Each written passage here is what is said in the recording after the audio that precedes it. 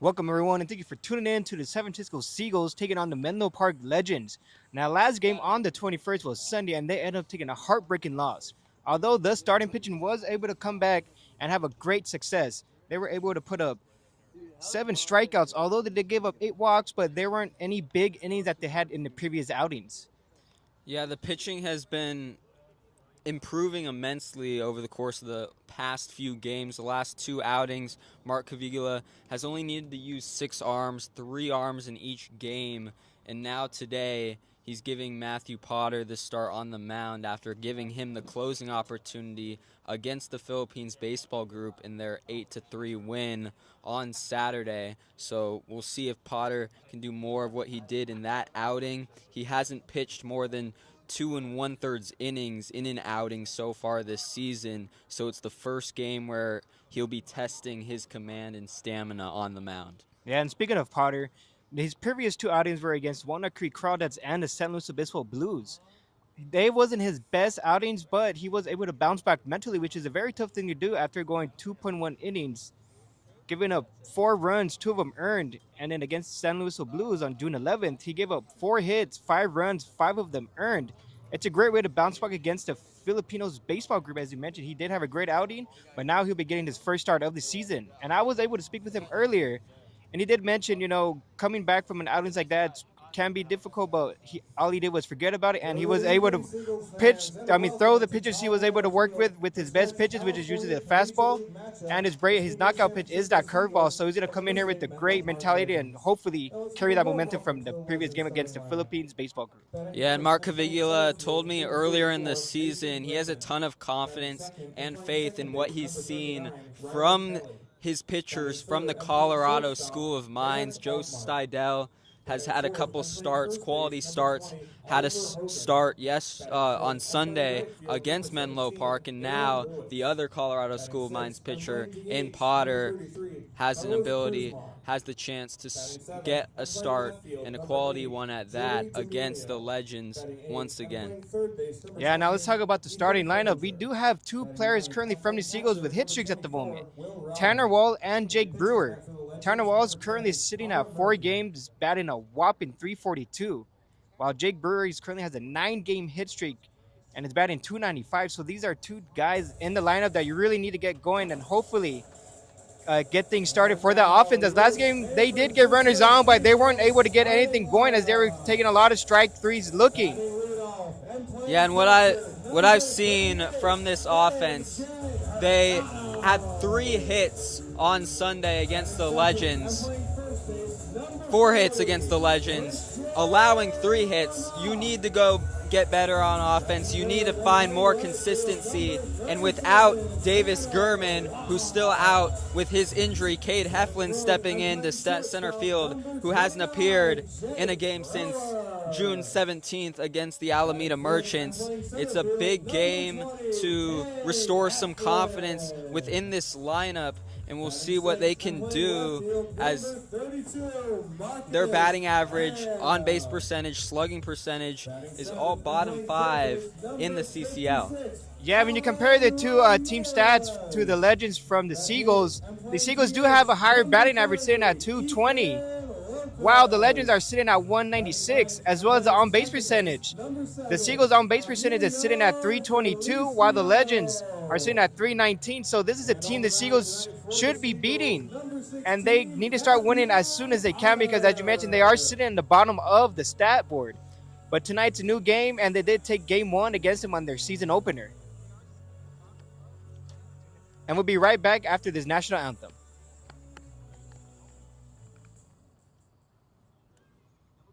Ladies and gentlemen, at this time, we ask that you please rise and remove your hats for the playing of the national anthem.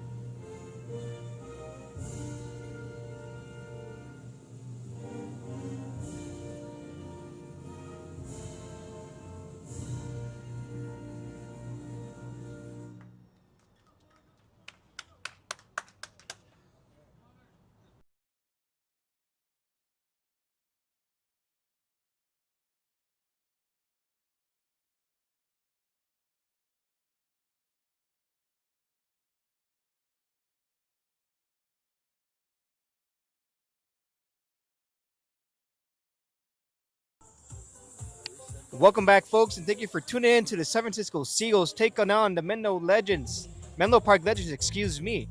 As we mentioned, we do have Matthew Potter on the mound tonight. So hopefully he is able to continue his momentum from the positive outing against the Philippines baseball group. The starting lineup for the Legends look like this. Leading off for them is Mason Griffin playing center field. Batting second, Ryder Kelly playing second base. Batting third, Eric Altmark playing shortstop. Cleanup hitter batting fourth, Oliver Hogan playing first base. Batting fifth, Aaron Lewis playing in right field. Batting sixth, Carlos Cruzmar, the DH. Batting seventh, Joey D'Amelio playing left field. Batting eighth, it's Ethan Fillinger playing third base. And last but not least is number 24, Will Robbins behind the plate. And the starting pitcher for the Legends is going to be number 10, Connor Murphy.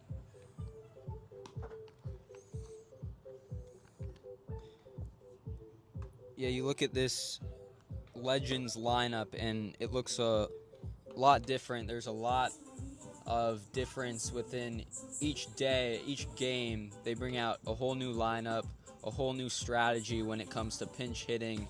You saw on Sunday, almost every hitter was replaced by pinch hitters. And then today, they plan to have a few guys pinch hit later into this game. Yeah, it's always interesting. Last game, they started subbing batters out by at least the sixth inning, I believe. And it looks like a totally new lineup. But tonight, we're going to have this starting lineup, and we'll see how long they'll go. Now, leading off is going to be Mason Griffin, the center fielder. He's been hitless in his last 3 games. Although against the Seagulls, he's currently 0 for 5 with 2 strikeouts. So the Seagulls do have his numbers so far. Griffin's one of the handful of University of Northern Colorado products for the Legends this summer. Yeah, he's currently batting .216 with an on-base percentage of .293. Matthew Potter tries to get that fastball up and away and missed for ball 1 to start off the game.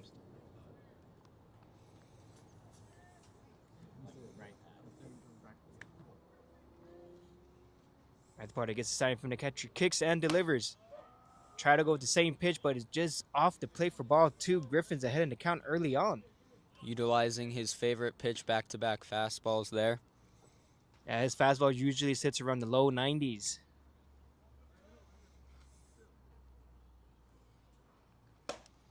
Tries to go again, but Griffin's ahead 3-0. Now Potter is going to have to give in and throw a fastball, maybe the heart of the plate to try to get a strike, because you don't want a leadoff runner on for the Legends.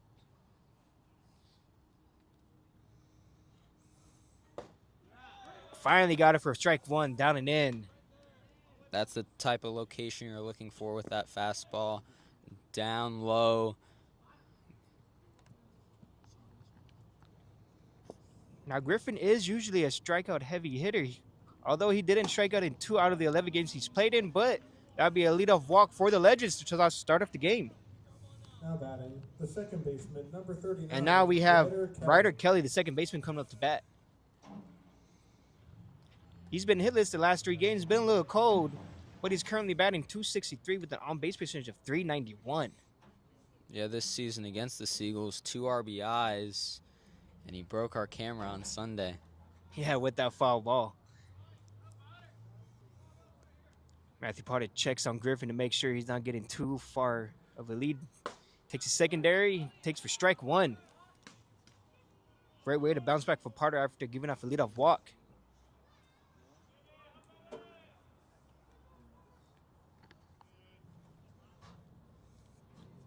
Takes a deep breath, kicks and delivers. Tried to get him with that slider to chase, but he wasn't having it. Counts currently 1-1 apiece to Ryder Kelly.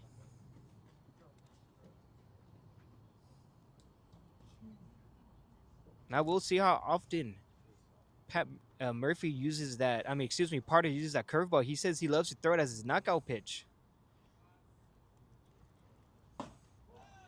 Tried to get with the fastball in, but he missed.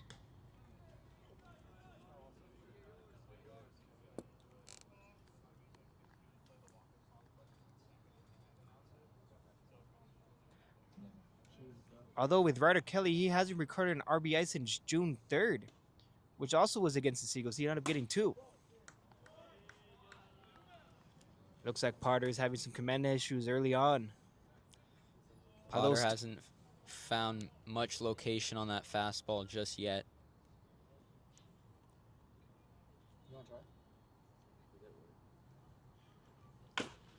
Gets him with the dribble-leaded pitcher. Potter receives it, throws it, and gets the first out of the inning. Great job by Potter by recovering and getting the first out. Was on the ropes there and almost walking the second batter. But he is able to get one out, although Mason Griffin does move to second base after that productive out. But nonetheless, they get the first out of the game. Yeah, those are the type of outs you want to see if you're Potter. An easy throw to first. And now we got Eric Altmark coming up to bat.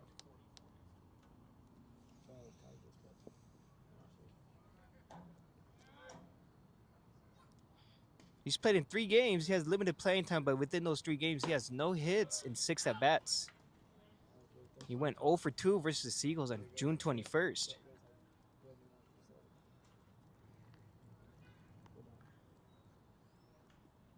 And has a total of 2 strikeouts within those games played. Takes for strike 1 by Potter. Goes back down the way for strike 2. Potter's finding that rhythm with his fastball. Altmark played at West Valley College last season. 5 home runs, 30 RBIs, 290 average. So has a lot of pop. Still looking for it this summer. Potter goes again with the fastball, but missed away for ball 1. But Altmark's previous year in 24 to 25 was batting a whopping 376 with the 500 on base percentage. So it kind of dipped down a bit, but it just shows what kind of batter he can be. Potter's making sure Griffin doesn't take too big of a lead, starting to hop around a little bit. Gets him swinging, strike 3. You got back-to-back outs after a leadoff walk. Foul tipped right to the catcher's glove. And now we got Oliver Hogan, the first baseman, coming up to bat. Oliver Hogan.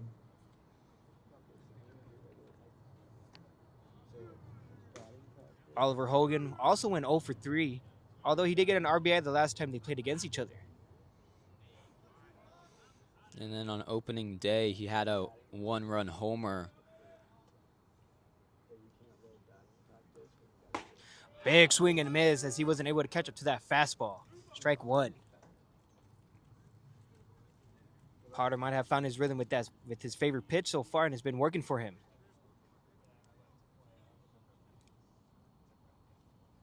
Hogan's been hitless in the previous 3 games he's played in so far. He's having a cold bat. And it looks like it was a hit by pitch, got him in the elbow pad. So he has a leadoff walk and a hit by pitch with 2 outs though. And now coming up to bat is gonna be Aaron Lewis, the right fielder.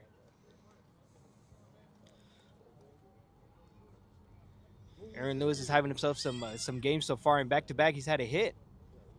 Starting to find his rhythm. And back on Sunday on June 21st, he went 1 for 4 with a single. And it looks like they're going to have a mound visit real quick. Maybe to calm down Potter a little bit, settle him down. But nonetheless, he does have 2 outs after giving up a leadoff walk. Yeah, Potter showing some inconsistencies on the mound to start off this first inning. 1 more out to go. We'll see if he can get out of it. Yeah, just as you mentioned in pregame, the Seagulls pitching staff has been doing a great job so far. Hopefully they can continue that. They did get themselves in some trouble back in the first inning last game, but they were able to get out of it. So let's see if Potter can do the same. No movement yet in the bullpen, so they're going to just have Potter go the distance in this inning, and hopefully he can get out of it. Mason Griffin standing on second base with the walk. Oliver Hogan standing on first base after he just recently been hit in the elbow. So with 2 outs here in the top of the first inning, Potter kicks and delivers. Tries to get that fastball going, but he missed away for ball 1.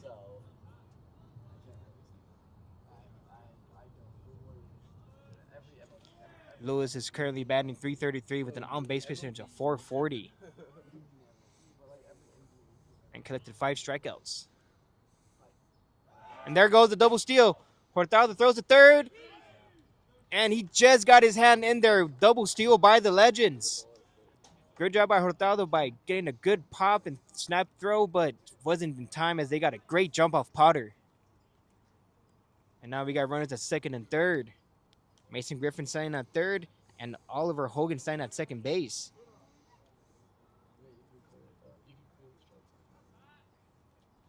It's a 2-0 count. Misses away for ball 3.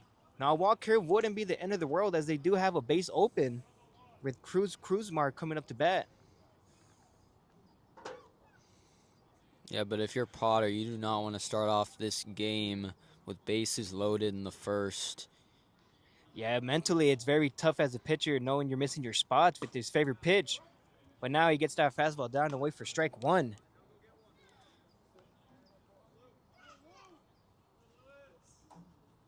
Just needs to get a weak contact here or anything to get out of this inning unscathed and give the Seagulls offense a chance.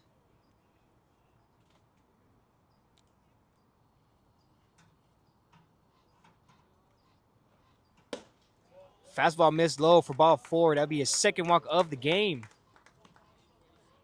And now we have bases loaded with 2 outs, and Carlos Cruzmar is coming up to bat, the DH. Carlos Cruzmar is currently batting 200 with an on-base percentage of 344.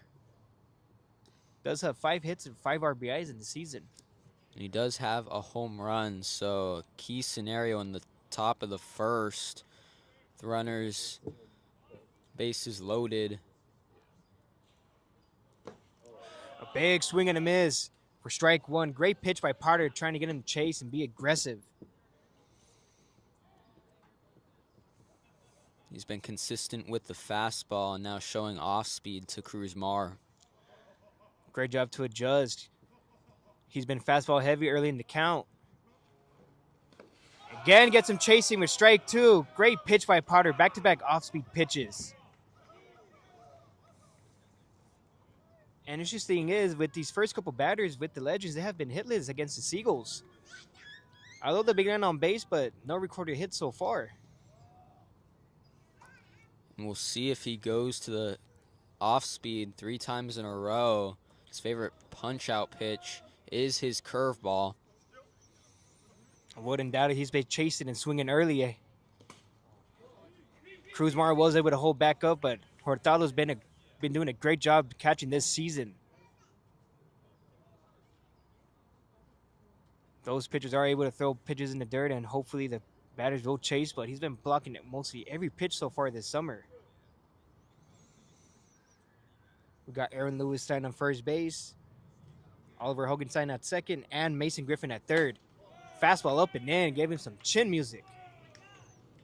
Counts curling even up at 2-2 apiece. Parter's first strikeout came against Eric Altmark. Let's see if he can collect his second to get out of this inning. Taking a deep breath, kicks and delivers to the pitch. Tried to get him to chase again with that off speed, but Cruzmar wasn't having it. Counts full again. And that's a very similar pitch to the first 2 in the at-bat. Cruzmar laying back off that one. Yeah, Cruzmar seen those same pitches back-to-back and was swinging, but now he was able to spit on it and get into a full count. A big swing and a miss. Strike 3 by Potter. He's able to get out of it unscathed with the bases loaded. And we'll see you right back after this commercial break.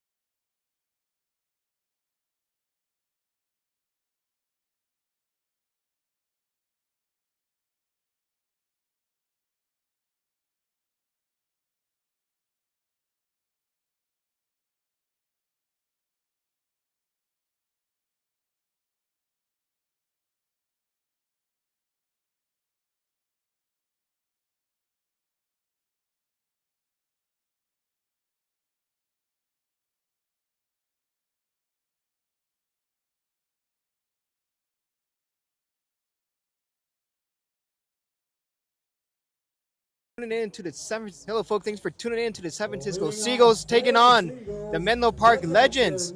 For those of you who are just tuning in, Matthew Parter got himself out of a jam by striking out. Cruz Marsh swinging, had the full count, gave up 2 walks and a hit by pitch, and was able to get out of it unscathed. Score still remains 0-0 here in the bottom of the first inning. Now coming up to bat is AJ Hurtado. A leadoff batter for the Seagulls takes up and away with the fastball for ball 1. And pitching for the Legends is going to be Connor Murphy.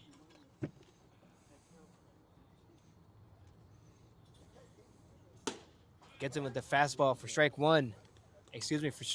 Counts even up at 1-1.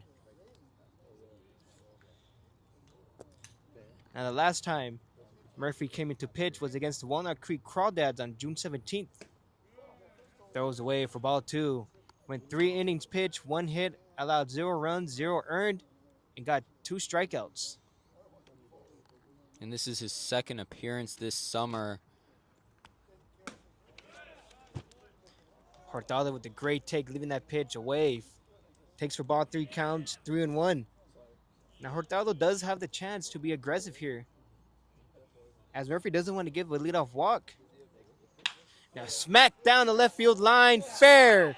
Hurtado's rounding first. We have D'Amelio still getting the ball. He's gone past him, gone to the hills, and it's going to be ruled a ground rule double. No, is it just going to be a double for Hurtado? Great job by the Seagulls, and even a better job by Hurtado being aggressive with the 3-1 count, knowing the fastball was coming and turned on it down the left field line. A nice job from Hurtado. He's been consistently the leadoff hitter for the Seagulls over the past week, and showing why Mark Cavigula keeps on making the right decision. And now we got Christian Lamoth coming up to bat. And this is the Seagulls' opportunity to be on top early here in the game. They have no outs to run around second base. All they have to do is get productive outs here, and they'll be easily to bring him in. Lamoth fouls it. Seagulls staying aggressive with the fastball, which is what you would love to see after a heartbreaking loss back on Sunday. And talking a bit more about Connor Murphy, he's just out of high school, Newark Memorial High School, where he was amazing in his senior season. Big swing and a miss by Lamoth for strike 2. He's currently in the hole, 0-2. Murphy had an 11-3 record as a senior, 0.71 ERA, and 141 total strikeouts. Murphy certainly does have some numbers with them. The Seagulls seem to be not intimidated, as they do have the leadoff runner at second base, where Lamoth is currently a 1-2 count with no outs here in the bottom of the first inning. A swing and a miss for strike 3. Murphy's able to get his first strikeout after the leadoff a leadoff double by Hurtado. And now coming to the bat is Tanner Wall, one of their hottest hitters on the Seagulls lineup. Currently has a 4-game hit streak and is batting a whopping .342. And during his span of this hit streak, he has 6 hits with 2 RBIs.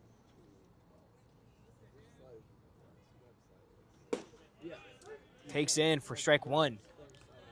Wall and Jake Brewer, who's on deck, each have their own hit streaks, and in the middle of this lineup have been unbelievable over the past couple games. Yeah, they're going to need these two to stay hot because hitting is contagious. Tanner Wall so far this summer only has 2 games where he hasn't recorded a hit. And besides that, out of the 9 games he's played, he's been hitting. Fouls it straight back for strike 2. Although he hasn't earned himself a walk since June 6th against the Sonoma Stompers. Season high with 3 walks that game, and ever since then, been nothing but hits. But there's nothing wrong with that as long as you get on base. That's all that matters at this point.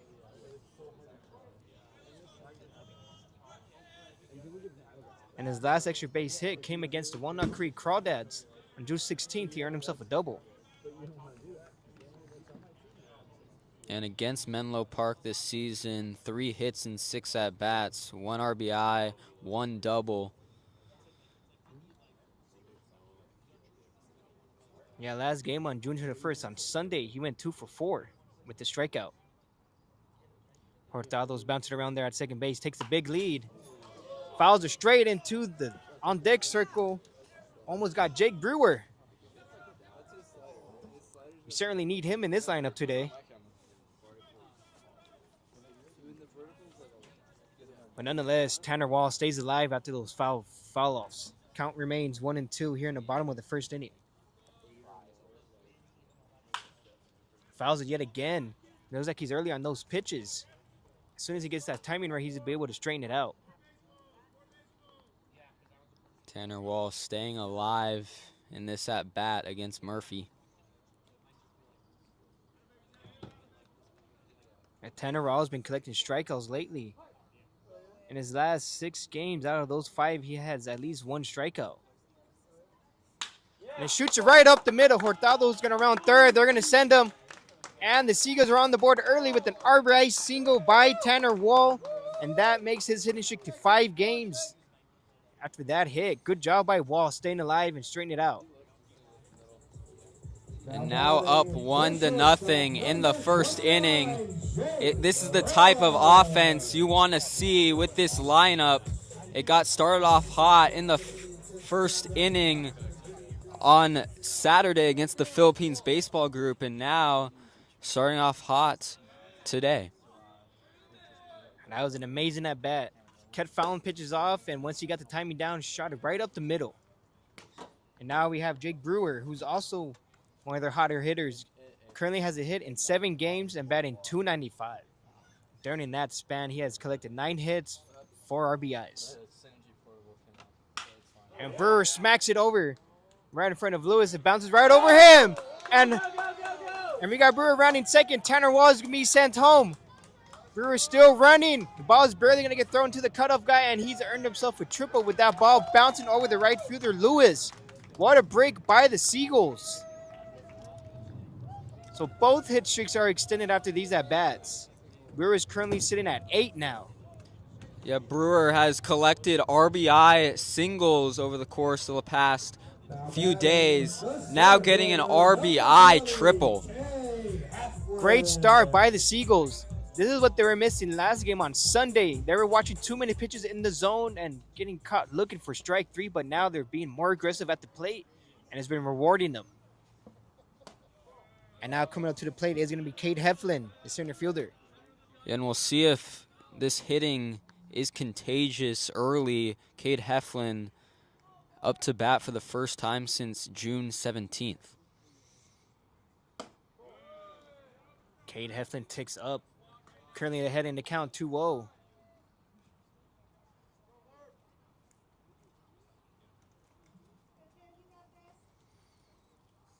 Cade Heflin currently has a .257 on-base percentage with a .219 slugging. He's been hit by a pitch once, and he smacks it over to left fielder D'Amelio. He's going to catch it. We'll see if Brewer tags. He's going home.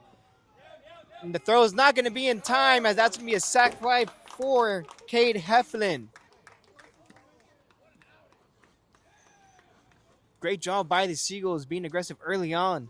Now they're ahead 3-0 here in the bottom of the first inning with only 1 out. Yeah, and in that position, Heflin had so many options to go to. A sac fly, a good one, getting another runner in to score, and extending this lead to 3. And now coming up to bat is going to be Marcus Graham, the left fielder.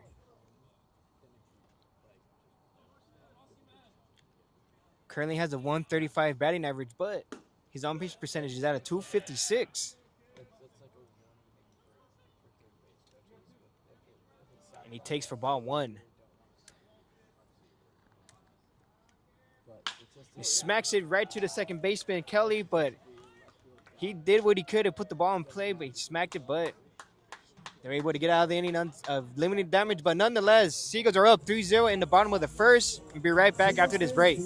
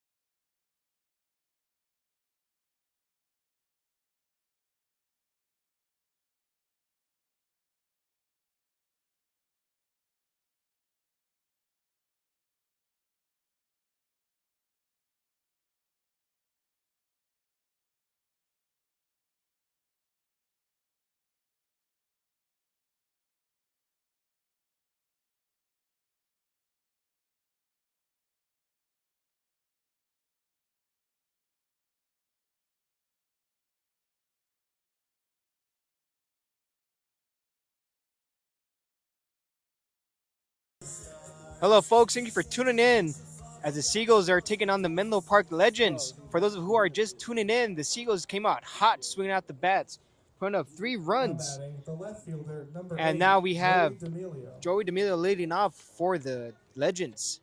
He's currently batting .91, 10 games played. Last game he got a hit in was on June 20th against the Sonoma Stompers. Takes for ball 1. Another West Valley College product there. He hit 293, 1 homer, and 31 RBIs. Big swing and a miss for strike 2. Matthew Parter gets a strike. Count's currently even up at 1-1. Matthew Parter got himself in some trouble. Had bases loaded by walking 2 batters and hitting another one. But he was able to get out of it by striking out the last one, which was Carlos Cruz Mar, his second of the game.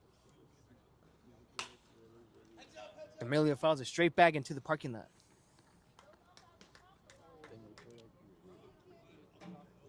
Now, the last time D'Amelio struck out was on June 11th against the Walnut Creek Crawdads. He collected 2 of them, and ever since then, has not struck out.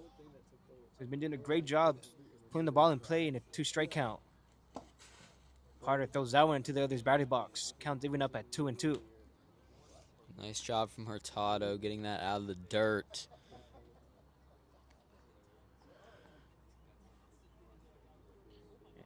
And D'Amelio collected his first extra base hit, which also came against the Sonoma Stompers to earn himself a double. Ball stays up for ball 3. Counts full now, 3-2. This would be Parter's second full count he's had so far. Now, the last thing you want to do if you're Parter is to put someone on again with no outs. D'Amelio smacks it over to the left field. Grams reading it, he's under it. And that one almost got away from him, but nonetheless, they get the first out of the inning. That ball seemed to be tilting away from him last second. Thankfully, he was able to catch it and reel it in. Yeah, that was almost a costly error from Graham, but Now batting, the sun third not baseman, as number big of 28, a Ethan factor Fillinger. there, keeping him from making the catch. Now batting is going to be Ethan Fillinger, the third baseman. And he smacks it right to the second baseman, Feliciano. He fields it, throws it, and he's able to get the second out of the inning. Good job by Parter's making quick work, doing a great job. Now batting, Going from a the full catcher, count number and getting 54, 1 pitch Will and Robbins. 1 out. Now we're going to have Will Robbins, the catcher. I gotta say, Mark Cavigula making a huge change in the infield over the course of this past week, putting Jake Brewer at short and Feliciano at second. Yeah, Feliciano and Brewer moved position. We usually see Brewer at third and Feliciano at second. At short. Parter throws it away for ball 1. Gets that fastball down away for strike 1 to even up the count. And it's been a positive change. Feliciano not making many errors since plugging in to second. And they've jammed in for strike 2, fouls it. Yeah, a lot of the times errors are usually just mental mistakes. Because once you start making multiple errors throughout the season, then that's all you think about. But it looks like the Seagulls have been able to move on and been playing some pretty good defense. Keeping the scores pretty close against the Menlo Park Legends last game. And a swing and a miss for strike 3 as Parter collects his 3rd strikeout of the game to end the inning. We're going to head to the bottom of the second. Score still remains 3-0, and we'll be right back after this break. Seagulls fans, every great athlete has unique strengths. Every great student does too. That's why we're proud to recognize Charles Armstrong School, a Bay Area leader in educating students with dyslexia and related learning differences. Located in Belmont, Charles Armstrong School helps students unlock their potential through research-based, individualized instruction designed to build confidence, skills, and a lifelong success. At Armstrong, students discover that learning differently is a strength, not a limitation. With small class sizes, dedicated teachers, outstanding arts and athletics programs, and a supportive community, students are empowered to thrive both in the classroom and beyond. If you're looking for a school where students are understood, challenged, and celebrated, learn more today at charlesarmstrong.org.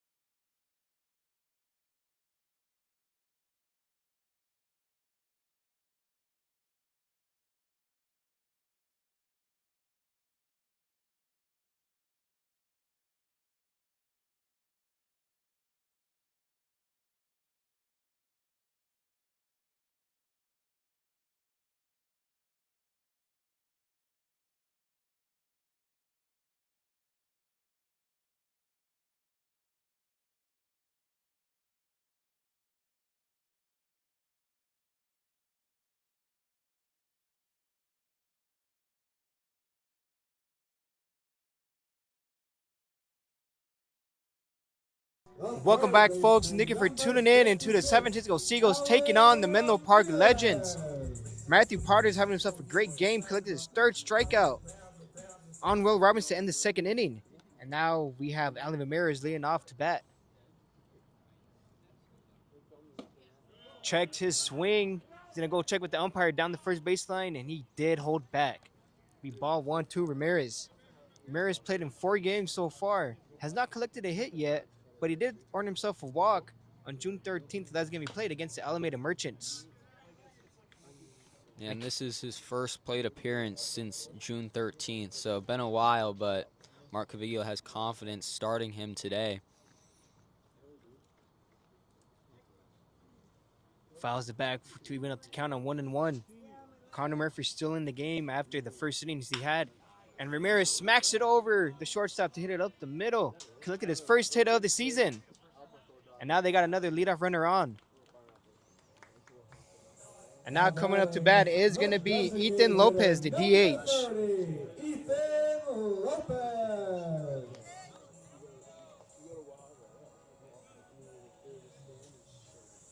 Now, Alan Ramirez has not recorded a stolen base yet, so we'll see if they'll take advantage of that and try to get him one this season. Lopez takes down away for strike 1.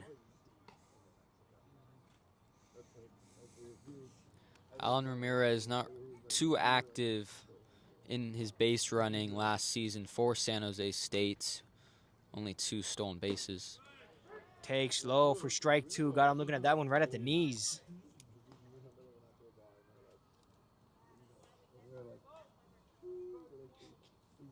Ethan Lopez is currently batting .226 in 11 games he's played in.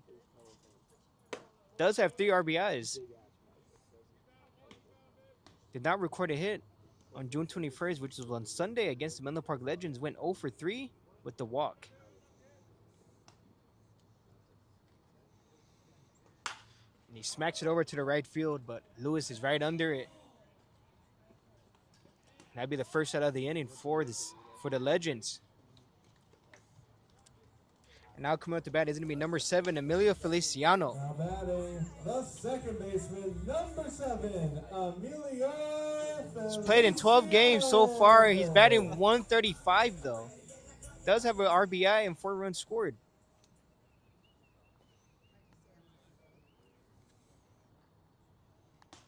So we'll see if the bottom of the lineup can make any work here.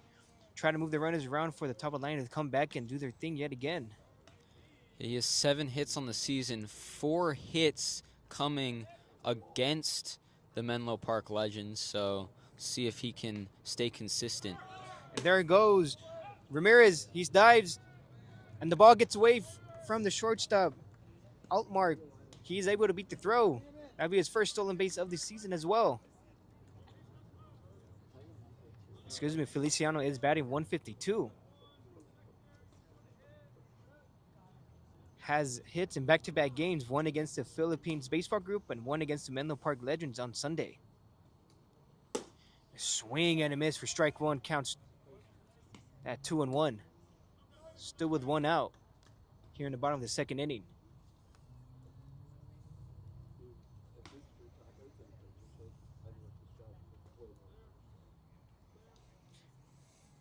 Tries to get him with the breaking pitch. He swings at it, it was up, counts even up at 2-2.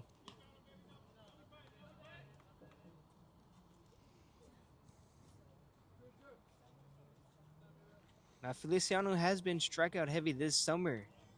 There's only been 4 games he didn't strike out in, out of the 15 he's played. And there it goes, Ramirez. Looks like they try to do a hit and run to bring another runner in. Seagulls staying aggressive. Count still remains at 2-2 with 1 out.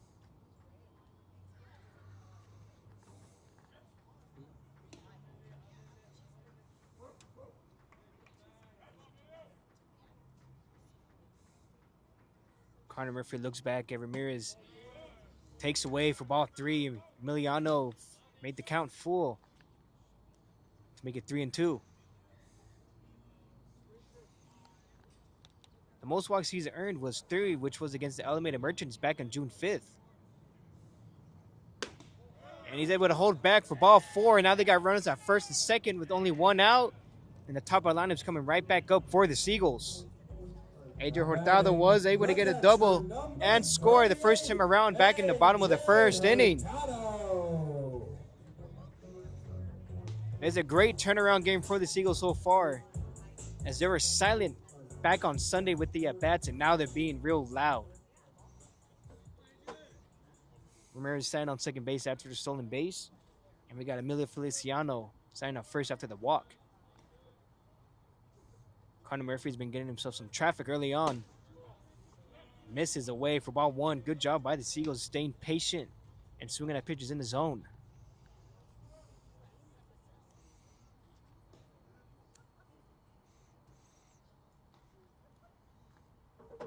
And that'll be Murphy's first walk of the game as well. Feliciano just got under that one for strike 1 and fouled it off. Yeah, now back up to the top of the order. This is the exact position you're looking for if you're San Francisco, with 1 out and runners at first and second. It's exactly what you need if you're the Seagulls. They put runners on and have the top of the lineup do the damage. As they're up early 3-0 in the bottom of the second inning. It looks like Ramirez and Feliciano taking some big leads over there at first and second. It looks like they're going to take off, but they're just trying to get in the pitcher's head. Trying to see if they get in the balk or have the catcher, Robbins, pop up and try to steal a strike. Or excuse me, have the blue collar ball if he pops up early.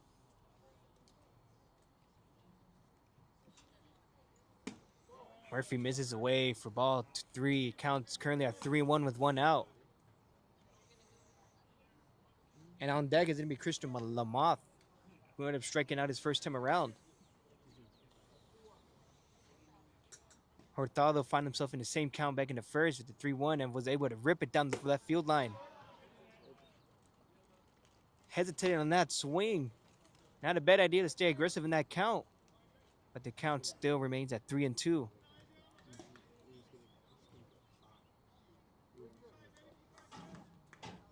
We got Feliciano and Ramirez at first and second, taking some pretty decent leads there. The second baseman, as they try to get the pickoff, and the blue called him safe. Very close call. Ramirez was taking a suicidal lead over there at second base, but he was able just to get a hand in there in time. That would have been a big second out for Connor Murphy. But thankfully, he was able to get in there just in time. It was too close to call.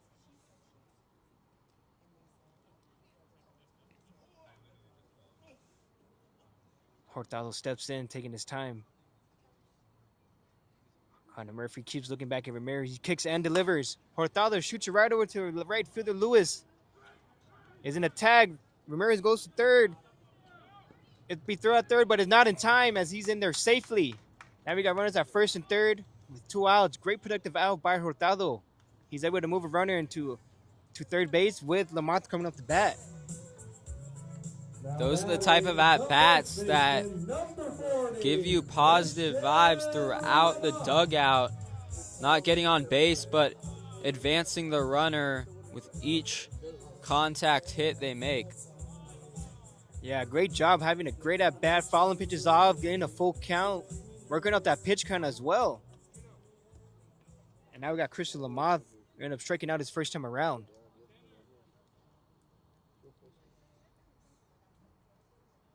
Yeah, lefty-righty matchup. Lamont shoots it over. He rolls over to the first baseman, Hogan, and he's able to tag first to end the inning. But nonetheless, the score still remains 3-0 as we head to the top of the third inning. And we'll be right back after this break.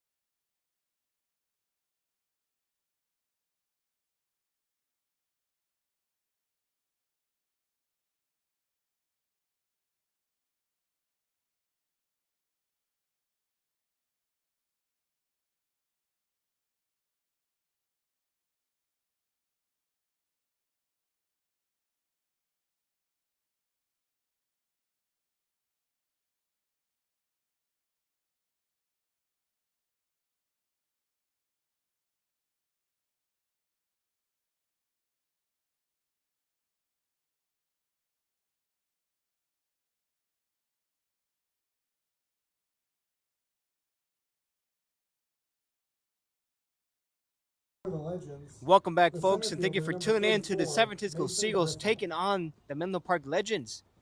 Now the Seagulls were able to move Ramirez to third base after a sack hit, but they weren't able to do with it as the Moth rolled over to the first baseman to end the inning.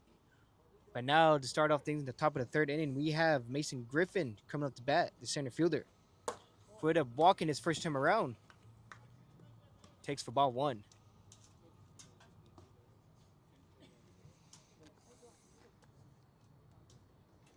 Now Potter back in the second inning was able to strike out Will Robbins. He has 3 strikeouts so far with 2 walks and a hit by pitch. Takes for ball 2, counts currently 2-0. Yeah, and for Potter, last inning was a big 1-2-3, getting out of that inning quickly and strong. Mason Griffin shoots it to the center fielder, Heflin. He's under it, he's reading it, and he catches it for the first out. Great job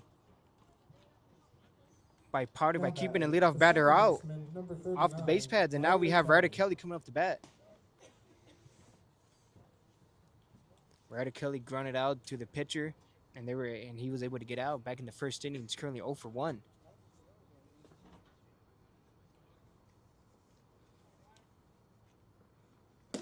A big swing and a miss for strike 1 as he was being aggressive on that approach. Looks like he was swinging for the fences with that swing.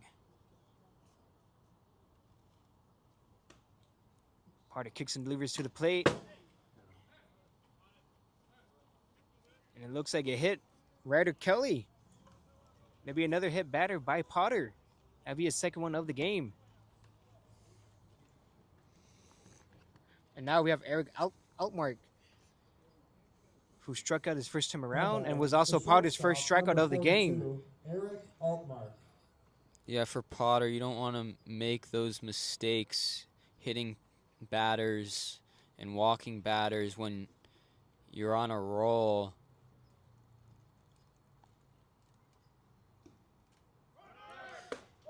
And there it goes Kelly. Hurtado's throws not in time as it was off just a bit. But Ryder Kelly has himself a stolen base. And that'll be the Legends' second stolen base in this game. Mason Griffin started off things great with a stolen base back in the first inning.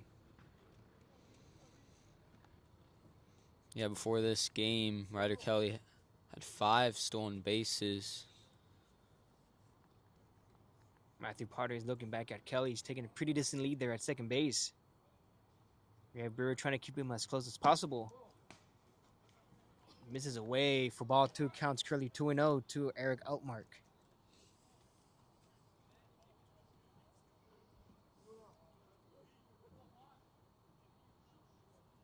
Although Potter currently has 6 hit batters so far this season. Seems like he's been having a little bit of command issues in the summer, but he was able to get out of the first inning unscathed with bases loaded, striking out 2 batters. So it's like a double-edged sword. He is going to strike out batters, but he's also going to put them on. He's currently behind the count 2-1 to Altmark. A swing and a miss for strike 2 to get back in the count. Even it up at 2-2. And on deck for the Legends, we have Oliver Hogan, who was also hit by Potter.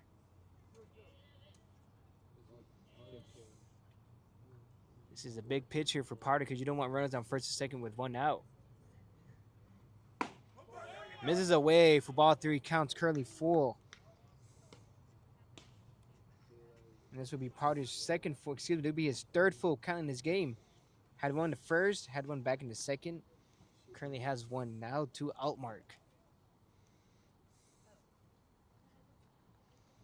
Let's see if we can put him away and collect his 4th strikeout. He throws back second base. Kelly gets a hand in there just in time. Not a bad idea by Potter as Kelly's been taking a pretty decent lead there at second base.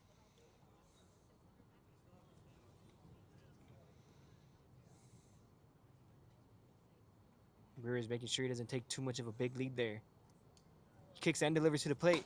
A swing and a miss for strike 3, and that'll be his 4th strikeout of the game. 2 outs here in the top of the 3rd inning. And now we have Oliver Hogan, the first baseman, coming up to bat. Nice job from Potter getting Altmark to wave at one again for Altmark's second strikeout of the game. Oliver Hogan reached on a hit by pitch and was also able to steal the bag. This would be the third stolen base by the Legends. This big swing. It looked like he hesitated on that one for strike one. Great pitch by Potter going up and in on him, trying to jam him. Now that's back-to-back at-bats where Hogan chases the first one up and in. And Potter's taking advantage of his aggressiveness at the plate. As we've seen a couple times throughout the batting. And there goes Kelly trying to steal third. Hurtado's not able to get a throw in as he walks in there with the second stolen base of the game for Ryder. He's taking some big jumps there. Ryder Kelly has that ability, has shown off the speed all summer long for the Legends in his base running. They're certainly taking advantage of it here because Hurtado has not been able to throw someone out yet. And he couldn't hold back, and the blue rings him up for strike two. Count's currently 1-2 to Hogan. Oliver Hogan looks like he's starting to hesitate up at the plate. Got some half check swings. Not too sure what to swing at this moment. And hopefully Potter can take advantage of it to get another strikeout. And it gets him looking for strike three. That'd be his fifth strikeout of the game as we head to the bottom of the third inning. Score still remains 3-0. We'll be right back after this break.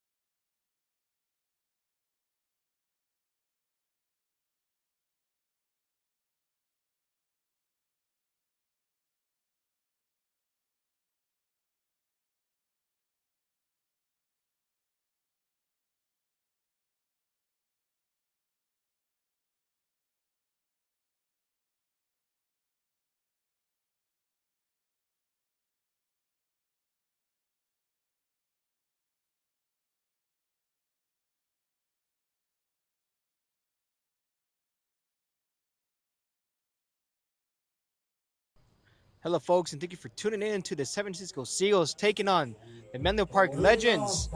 Matthew Potter's been getting himself in some trouble with a couple hit by batters, but the Legends aren't able to do anything with him as he's able to strike out two batters to end an inning and collecting his fifth strikeout of the game. And now coming up to bat is going to be Tanner Wall, and it looks like the Legends have put in a new pitcher. His name is going to be Eddie McCartney. He's making his second appearance. Couldn't hold back, and blue rings him up for strike one. They have very limited time, very limited action for McCartney this calendar year at Vanguard University. 2 appearances, 1 1/3 innings. McCartney misses away for ball one. Count's currently even up at 1-1 apiece. Yeah, the last time McCartney pitched for the Legends was back on June 5th, which was against the San Luis Obispo Blues, when .2 innings pitched, 1 hit and 1 strikeout. Tanner Wall shoots you right over to the second baseman, Kelly, fields it and throws him out for the first out of the inning. Yeah, now for the Legends, putting McCartney in the third inning, they're looking for a long relief outing from him. Only had 2 2/3 innings pitched in his last appearance, so they're looking for something different, and they have a lot of confidence putting him in as the first relief pitcher. Yeah, not a bad idea by the Legends. As we had Connor Murphy, he was starting to struggle a little bit with his command issues, and the Seagulls were starting to bat around him, getting some real solid contact. And there goes his first batter hit of the outing. Jake Brewer just finding ways to get on base for the Seagulls. And now we have Cade Heflin coming up to bat with the sac fly back in the first inning. Now batting, the center fielder, number 20, Cade Heflin. Now, Cade Heflin has been doing a great job getting to long counts, fouling pitches off, and we see he could continue that. We got Jake Brewer leading off at first base, taking a pretty decent lead there. Tries to throw a breaking pitch for strike one, but he misses. Count's currently 1-0 to Cade Heflin.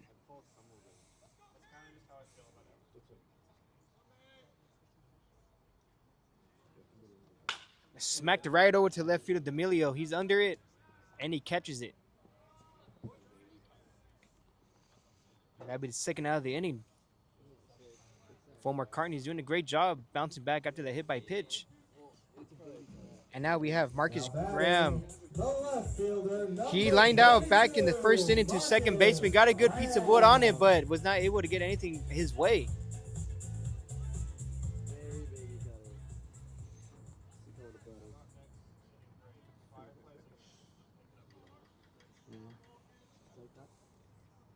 Marcus Graham is currently batted 135. Needs to find a way to get hot quick. Although he did get 2 hits against the Philippines baseball group. And he takes away for ball one. Count is currently 1-0 with 2 outs here in the bottom of the third inning. Seagulls pitching is doing a great job so far on holding their own, as well as the defense. He kicks and delivers, and there goes Brewer, and he steals second. Gets a hand in there with the throw, was up by the catcher. Robbins was not able to throw it in time. That's a nice jump up in the air from Altmark, because Robbins a little high on that stolen base pickoff attempt. Yeah, great job by Brewer. Stealing with 2 outs, being ahead in the count. And Brewer takes a decent lead there at second base. Takes away for ball 3. Marcus Graham doing a great job remaining patient at the plate. And earned himself a 3-0 count. So he does have the opportunity here to be aggressive, just like what Hurtado's been doing. Back in the first inning, he was up 3-1, was able to rip it down on left field line. So we'll see if the Seagulls have that same mentality. And he throws for ball 4, and that'll be a walk for McCartney. And now we have Alan Ramirez coming up to the plate. He did get a single and stole the base back in the second inning. Number 56, Alan Ramirez. Yeah, he collected his first hit of the season, and now we'll see if he can get hot in his day today. Not a bad day to get hot, as they got runners on first and second with 2 outs. Takes low for ball 1. Looks like McCartney's been trying to get that breaking pitch for a strike, but he's having some issues trying to hit the zone. And on deck for the Seagulls, we're going to have Ethan Lopez.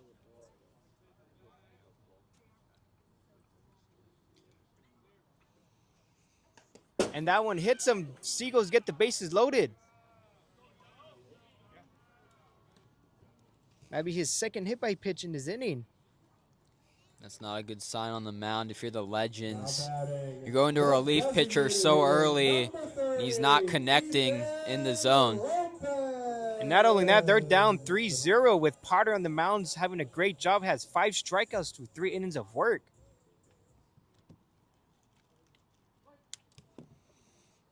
And we have Emilio Feliciano.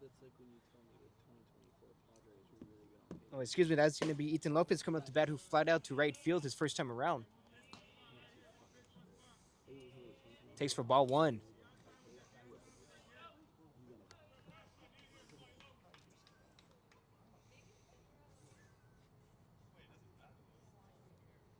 Currently have Alan Ramirez at first, Marcus Graham at second, and Jake Brewer at third base.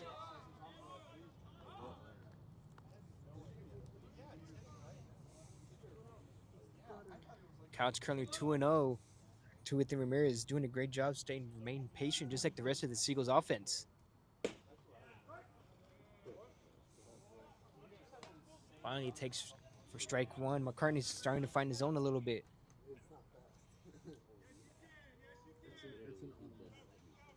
Now, Ethan Lopez currently has 3 RBIs in the season so far. And Ethan Lopez smacks it over the left fielder's head, D'Amelio. And that's going to be a grand slam by Ethan Lopez. Big hit, big swing right over the fence as D'Amelio was only able just to watch it go over his head. That was smacked over the left field wall. Good job by Lopez and the rest of the Seagulls offense doing a great job at the plate. And as we mentioned throughout this game, hitting is contagious. What a start from San Francisco. This is the type of start you want to see at home, getting the home crowd alive and active. And now you're up 6 runs this early into the game. This is big time confidence booster for the Seagulls. Yeah, great way to bounce back from the game on Sunday. They couldn't have anything going for them, but now with a big swing, he's able to hit it over the fence for a grand slam. And now we have Emilio Feliciano coming up to the plate, who walked his first time around. Now, certainly taking advantage of the pitcher's mistakes. Takes for strike 2, down and away. And going back to Lopez's at bat, I mean, you knew going into the season that kind of power he has in him. 3 home runs, 39 RBIs. And he take low for ball 2. He's ahead in the count 2-1. And that'll be Ethan Lopez's first home run. He came at the right time too, and ended up being a grand slam. He showcased a ton of power at the College of San Mateo last season. Feliciano smacks it right back to the first. To the pitcher, and he tosses it to first base, and he's able to get out of the inning. But nonetheless, with the big swing by Ethan Lopez, he puts up the Seagulls 7-0. Heading to the top of the 4th inning. We'll be right back after this break. Fans, while the Seagulls are keeping the field spotless, who's keeping your home looking its best? For 3 generations, AWC Air Duct and Window Cleaning has been helping Bay Area families see the difference. Family owned and operated since 1946, AWC was founded by Frank Frediani, carried on by his son Ron, and today is proudly operated by Ron, Carol, Joe, and Danielle Frediani. Whether it's crystal clear windows, cleaner air ducts, or helping your home shine from top to bottom, AWC's experienced team delivers quality service with the same values they've built their reputation on for nearly 80 years. Reliability, professionalism, and exceptional customer care. They show up on time, treat your home with respect, and leave it cleaner than they found it. When you want a clear view and clearer air, trust the family that's been serving the Bay Area since 1946. Visit www.bayareawindowcleaning.com to schedule a free in-person consultation. AWC Air Duct and Window Cleaning, 3 generations of service, 1 commitment to excellence.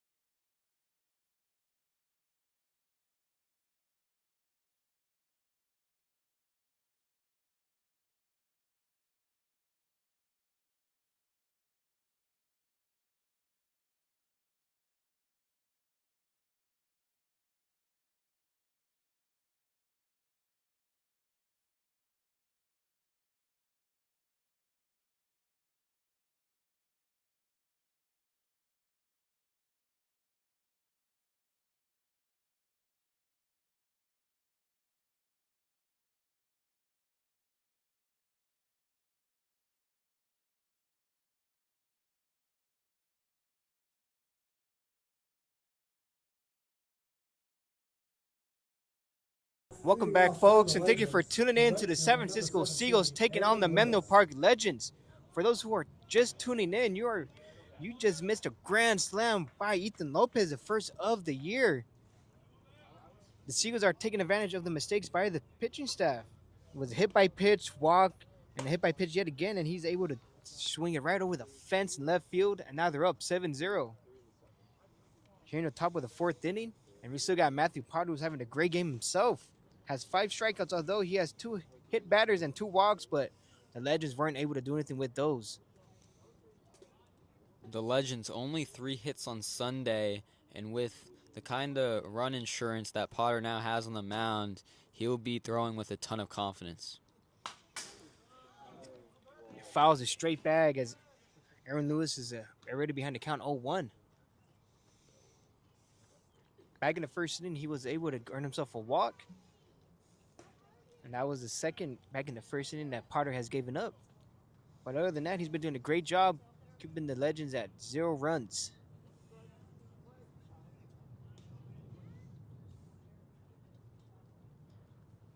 He smacks it past. Feliciano's not able to get a glove on it. And that would be the first hit of the game. Aaron Lewis earned himself a single.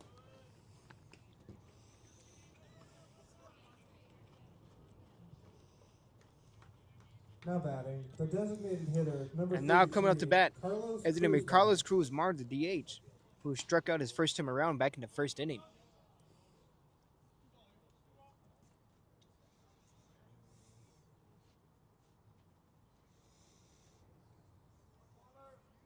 Matthew Potter is keeping a close eye on Aaron Lewis as the Legends been able to steal bases tonight. Hurtado has not been able to throw anyone out yet. As Cruzmar with the big swing and a miss for strike 1. Potter's gotten Cruzmar to swing at plenty of fastballs to start off this game. Yeah, so far in this game, the Legends currently have 3 stolen bases. 2 of them came from Ryder Kelly. Now, big swing and a miss, same pitch, same result. They had to count 0-2.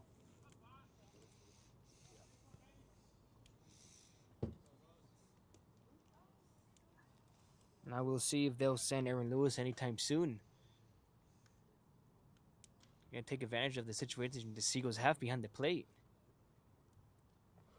He misses away for ball 1, counts currently at 1-2.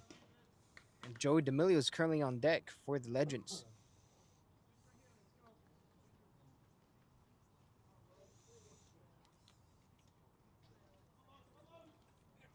Matthew Potter is taking his time, taking a deep breath before he pitches. And a swing and a miss for strike 3. As that one fouled it right back into the glove of Hurtado. That'd be a 6th strikeout. Potter's been doing a great job through his outing. He has collected a strikeout in at least has at least 1 strikeout in each inning. 2 in the first, 1 in the second, and 2 back in the third inning.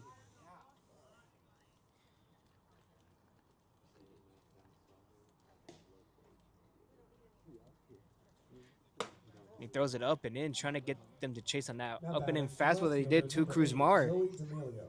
And Joe D'Amelio flat out back in the second inning to left field.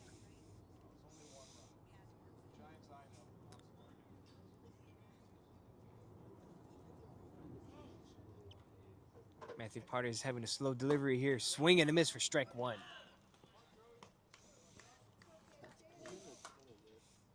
Potter's getting these Legends batters to chase those inside fastballs consistently.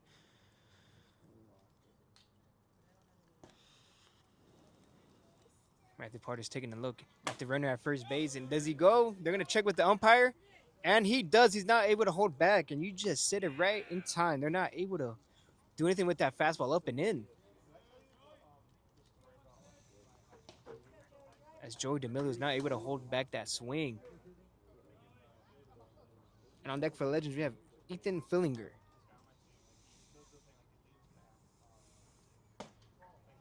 Fastball got him. Almost got him in the chin, but luckily he missed. Count even up at 2-2. With those inside pitches, there's always a risk of getting those hit by pitches that he's collected a couple times this outing. Yeah, he has 1 back in the first and 1 back in the third inning. And it just fouled that one off. No, it was a swing and a miss. That'd be his 2nd strikeout of the game. And this is what you want to see from Potter, getting comfortable on the mound with this 7-run lead, playing with a ton of confidence and throwing and getting his command on target in the strike zone. And that'd be his 2nd strikeout of this inning. This happened 3 times already. He's doing a great job getting these batters swinging and missing, having them chase pitchers or not catching up to that fastball. That one just missed in for ball 1. And now we have Ethan Fillinger, who rolled over to the second baseman his first time around back in the second inning.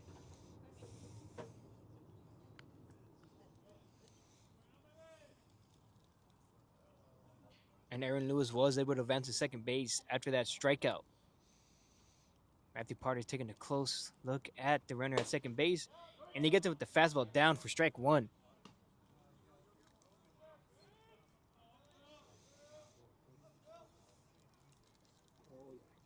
And in the 10 games Ethan Fillinger's played in, he's collected 8 strikeouts.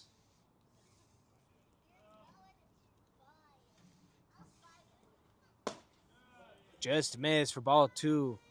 Hurtado did what he can to try to frame that pitch and steal a strike, but the blue was not having it.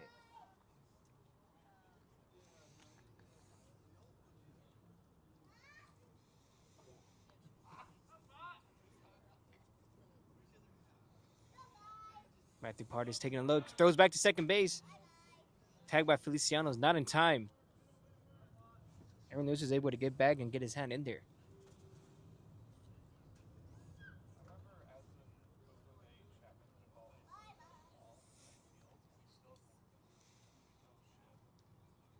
Matthew Party continues to stare down the runner at second base, Aaron Lewis, who was able to reach by a single. And it misses low for ball 3. Counts currently 3-1.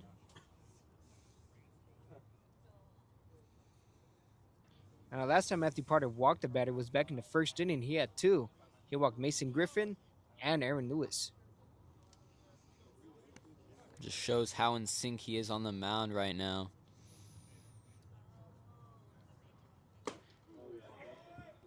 And that's going to be ball 4. Ethan Fillinger reaches first base. The Legends have runners on first and second with 2 outs. Coming up to the plate is going to be Will Robbins, who struck out his first time around back in the second inning. Now batting, the catcher, number 24, Will Robbins. Now, Will Robbins does have a home run, so he does have some pop. But if you're Matthew Parter, you don't want to get anything started for the Legends.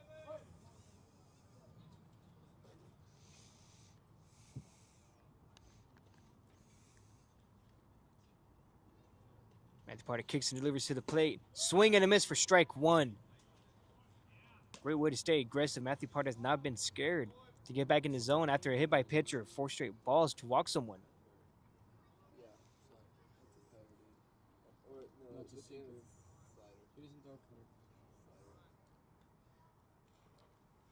He misses that one away. Hurtado fake throws to second.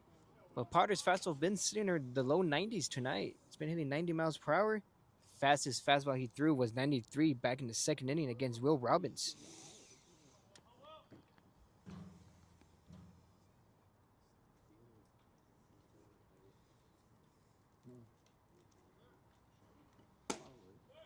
Gets him on the corner for strike 2.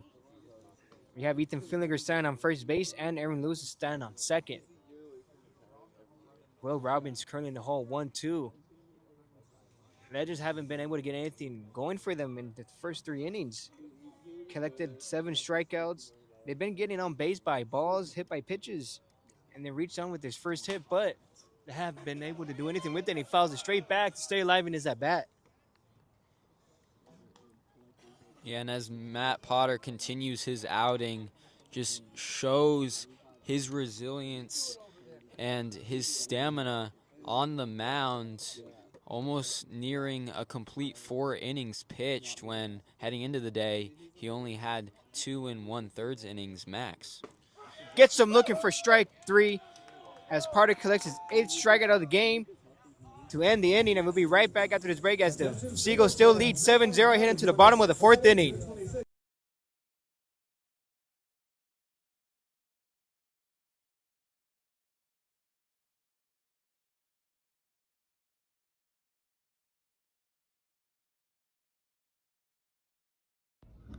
Looking for the perfect ride for your next road trip, away game, or family vacation? Hit the road together with MVNN Motors.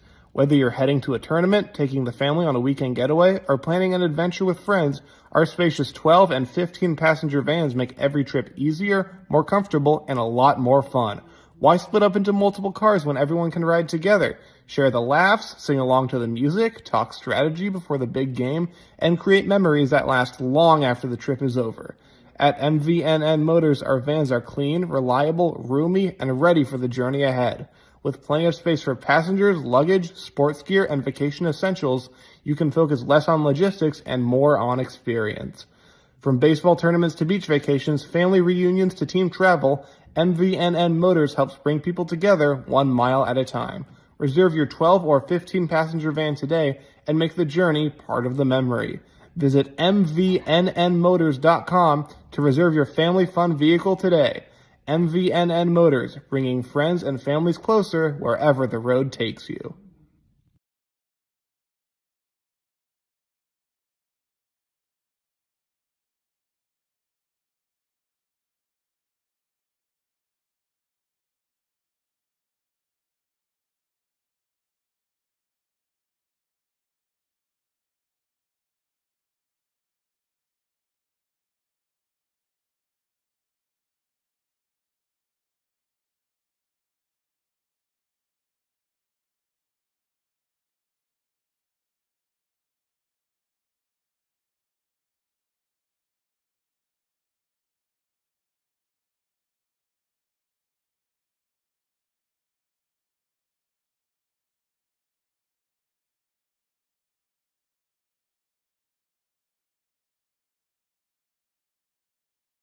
Welcome back, folks, and thank you for tuning in to the San Francisco Seagulls taking on the Menlo Park Legends.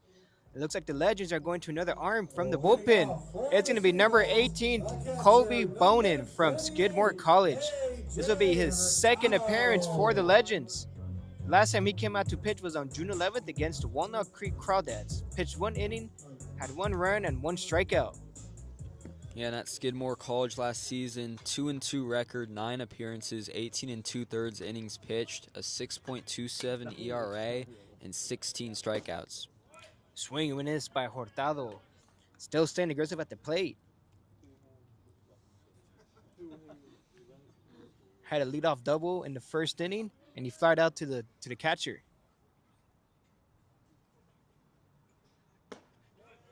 Breaking pitch just missed in for ball 1. Great take by Hurtado. Counts even up at 1-1.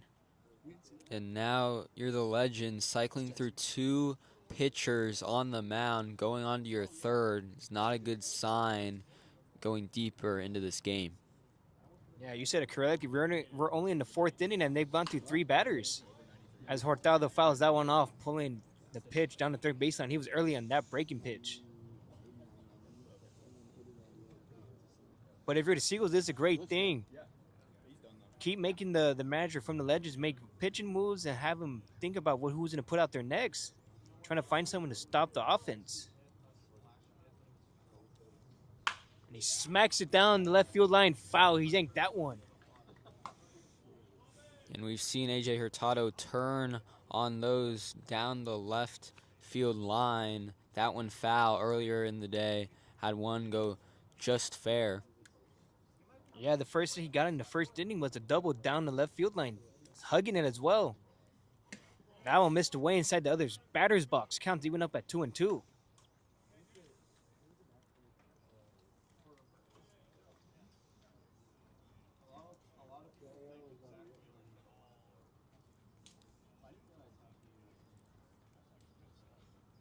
Hurtado smacks that one to left field. Emilio gets to jump on it. He reads it. He's under it, and he catches it for the first out. And that'd be Hurtado's second flyout of the game. And now coming up to bat is Christian Malamud, who struck out his first time around. Yeah, that's a big out, big first out in the bottom of the 4th inning for the Legends. Getting the first batter to go out is big time in this type of situation. Lamal takes for strike 1. And the second time around, he grounded out to the first baseman. The rollover.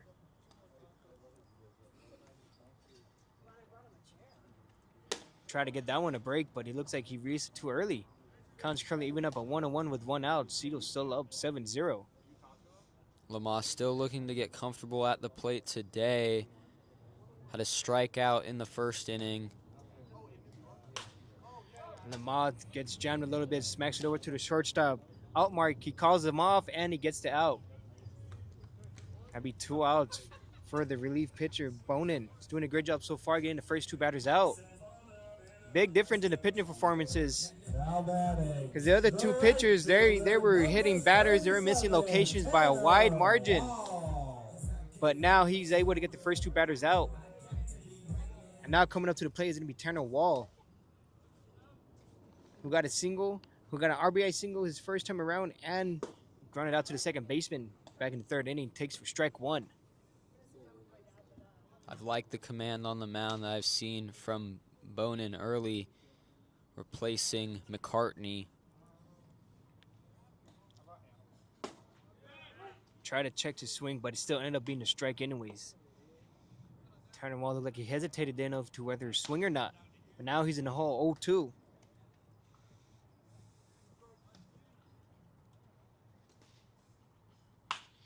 Tanner Walls early in that pitch turns and burns over the dugout of the Seagulls.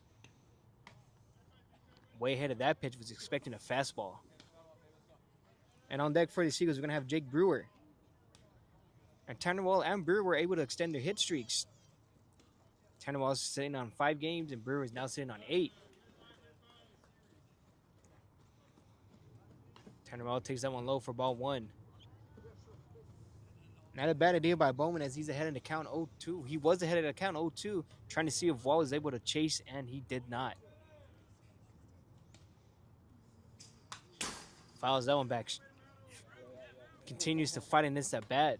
Tanner Wall's having a great at bat so far. This is a huge opportunity for the Legends to get out of this inning unscathed.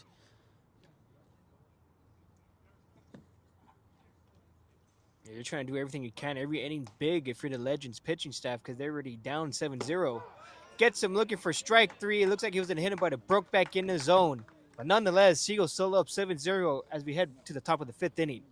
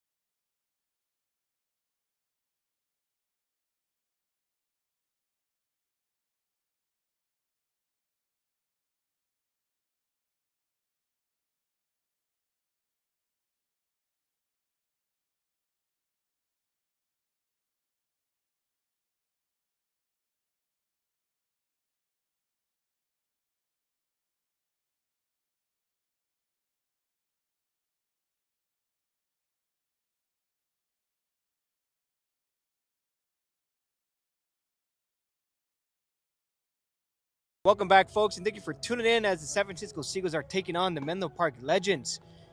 Matthew Potter seems to be coming to an end, but he had a great outing. He did have two walks, 2 hit by pitches, but he did collect a whopping 8 strikeouts and only gave up 1 hit. And now we have Caleb Garrison coming into relief of him. And 8 strikeouts for Potter on the day. Going into this outing, he had 9 on the season, so you can see how electric he's been on the mound for the Seagulls, giving them a 7-run advantage and keeping the Legends at bay. Yeah, such a great pitching outing by Potter. Now it's Garrison's turn, and this will be his 4th appearance in the season so far.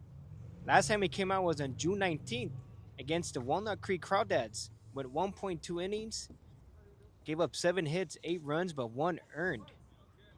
Although he did get a strikeout, with 2 home runs. So we'll see if he's able to turn things around just like Parter did.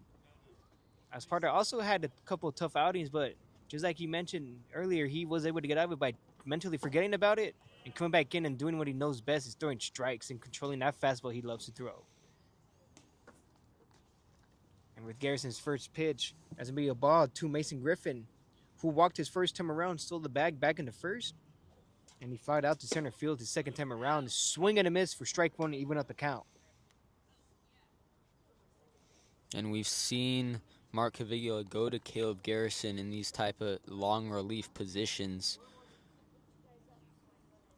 And not a bad idea to keep him long in there because they're up 7-0, but you don't want to give any momentum towards the Legends. He tried to hold that one back, and did he? They're going to check with the blue. And he doesn't need any help. He rings him up for strike two. He's ahead in the count 1-2.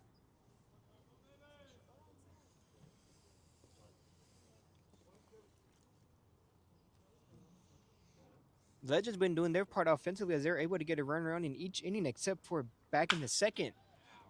And they ripped that one between first and second for a base hit. That'd be the second of the day. And first for the Mason Griffin. And now coming up to bat is going to be Ryder Kelly. Ryder Kelly. Currently 0 for 1, grunted out to the starting pitcher Matthew Potter and was hit by pitch his second time around back in the third. But the thing with the Legends so far is that once they get a runner on, they're going to try to steal him as Hurtado has not been able to throw anyone out. Ryder Kelly, for example, had 2 back in the third inning when he was hit by the pitch. A swing and a miss by Kelly for strike 1.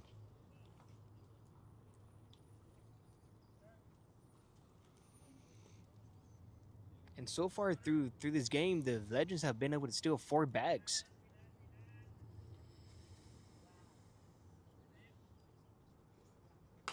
Fouls that one straight back for strike 2. He's in a hole 0-2. Now, Caleb Garcia was able to record a strikeout in each of his outings. Currently has 3 in 3 outings. But the long ball has been an issue for him.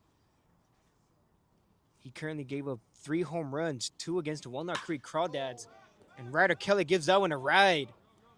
Between Graham and Heflin, they put their hands up, and it looks like it's going to be a ground rule double.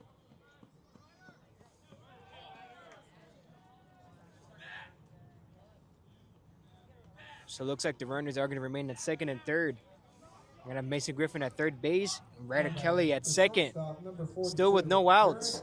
Here in the top of the 5th inning, we have Eric Altmark coming up to bat, collected 2 strikeouts in his first 2 at-bats. Still a big-time extra base hit from Ryder Kelly, and that gives the Legends 2 straight batters on base as Garrison still trying to get comfortable on the mound in his first inning.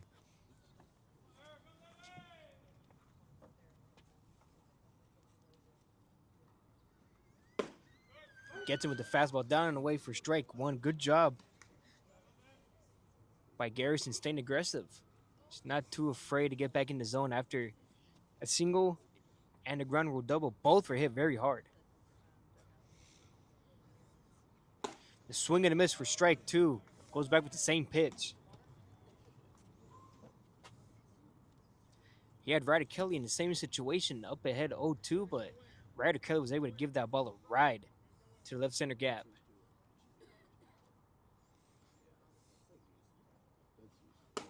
Misses away with the same pitch. Takes it for ball 1.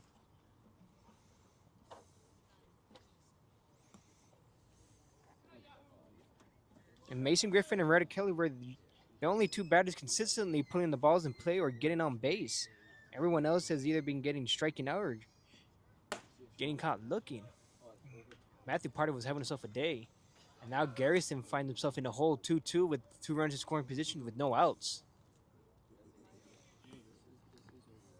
It's a big-time at-bat for Garrison. You do not want to get this runner on base with 0 outs in the inning. Yeah, the last thing you want to do if you're the pitching for the Seagulls is to get the Legends going with their at-bats. Because the Seagulls need to get every win they can get. It still halfway through June, but you don't want to stack up the losses early on because they're already in the bottom of the leaderboard, currently sitting in last place.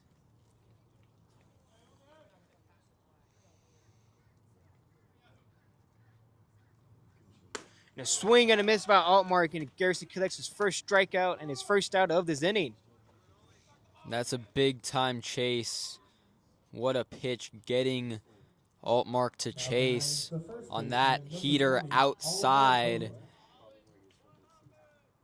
And now we have Oliver Hogan coming up to bat.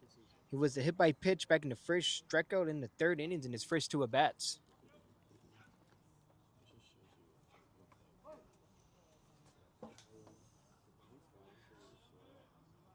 Oliver's still looking for his first hit. The last three games been hitless, and he gives that one to right to left field. Graham's under, he's going back, and that one's over the wall for a whole 3-run home run.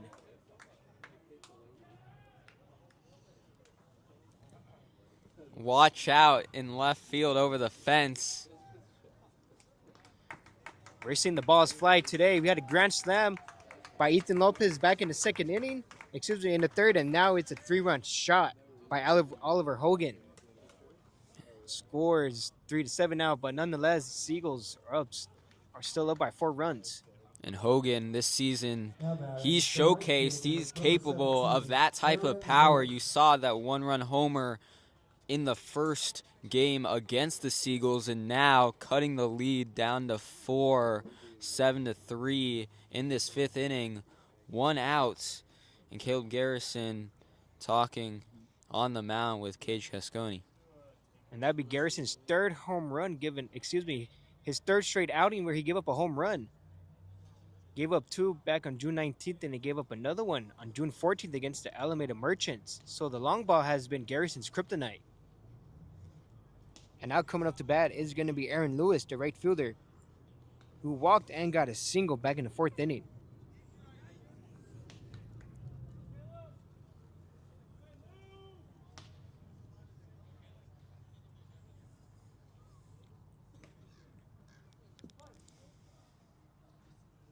Now Garrison does have some leeway here to find his rhythm, but he needs to find it quickly. Because the Legends are only down 4-0, and we're still in the top of the 5th inning. Still a lot of time for the Legends to do some damage.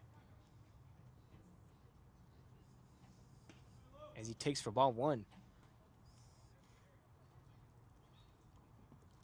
Swing and a miss for strike 1. Count's even up a 1-1 apiece.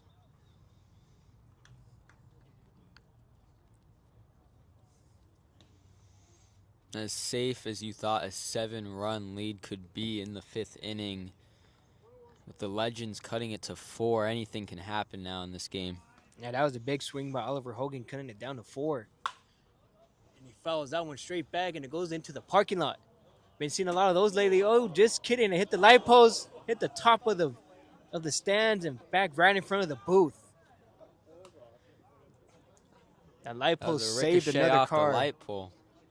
Yeah, we've seen a bunch of those lately. Past couple games, a bunch of balls been going over towards the parking lot. And now the count's at 2-1. And with that single back in the 4th inning, this will be Lewis's 3 straight games with the hit. And he gets him looking for strike 3. That'd be his first strikeout of the inning. After giving up a 3-run shot, he gets him looking for strike 3. Great way by Garrison to bounce back. Number 33, Carlos Cruzmar. Yeah, that's big resilience on the mound from Garrison. Now we have Carlos Cruzmar, the DH, who's been a strikeout victim so far by the Seagulls. Matthew Potter was able to put him away twice back in the 1st and the 4th inning. Gets that fastball up and away for strike 1.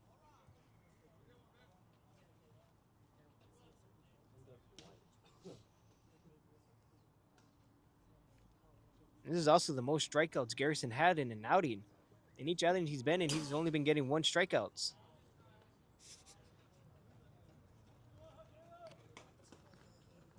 The longest outing he's had was in 5 innings against the Alameda Merchants, and was only able to collect 1.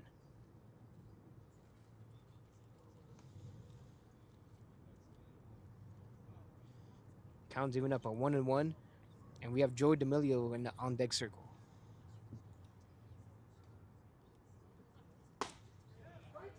Gets him inside for strike 2. Garrison has the chance to collect 3 strikeouts in 1 inning. Yeah, that's big time. Getting 3 strikeouts potentially, even with that homer. Checks over to the first base umpire, and he did hold back just enough for ball 2.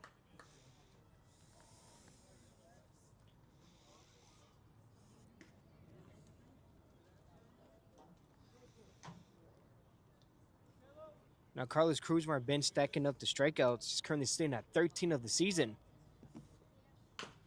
Fouls that one off.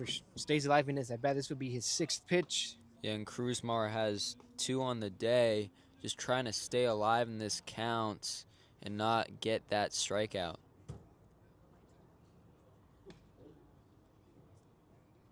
But he's also collected a home run. So he does have some pop, but he must be swinging heavy. Fouls that one off. He was early on that one, turning on that pitch down the third baseline. Try to turn on the outside pitch.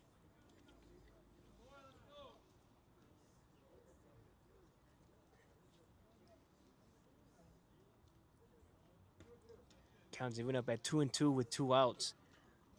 Big hit by Oliver Hogan early in this inning. 3-run shot. It gets him looking for strike 3. Hurtado's able to corral it, throw it down to first base, and they collect the 3rd out of the inning. But nonetheless, a big hit by Oliver Hogan hitting a 3-run shot, making it 3-7. And we'll be right back after this break as we head to the bottom of the 5th inning.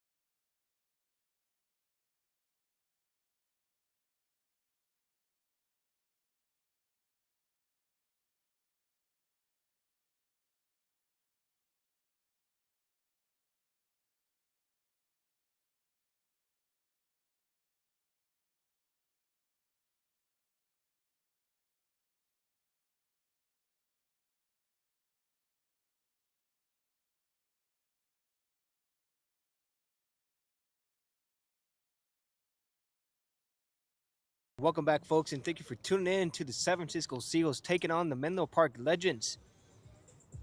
Now, back in the 5th inning, Oliver Hogan was able to hit a 3-run shot over the left field wall, cutting down the deficit to 4 runs. But the Seagulls offense been hot today. As back in the 3rd inning, Ethan Lopez hit a grand slam to put him up 7-0, but with that 3-run shot, is now down to 7-3. But the Seagulls offense, as I mentioned, is doing a great job taking pitches, putting the ball in play, and cutting down the strikeouts. They only have 2 through 4 innings, 1 in the 4th and 1 in the 1st. And we have Jake Brewer, one of the hotter hitters from the Seagulls lineup, extended his hit streak to 10 games now after the hit back in the 1st inning. Jake Brewer smacks it over to the second baseman Kelly, gets him out for the first out of this inning. And that hopped in the grass for a sec. Kelly unfazed by that, collecting it for the first out.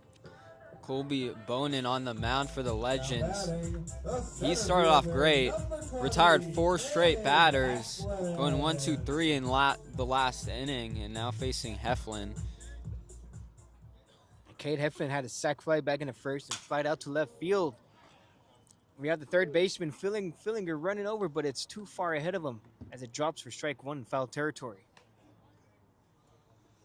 And Heflin's made contact and it's gone to the left field most often for him so far in this game. Yeah, we had Brewer and Heflin being aggressive on the first pitch. They're swinging at that fastball. And it looked like he broke that bat, got out in front of that one, and now he has to collect a new one.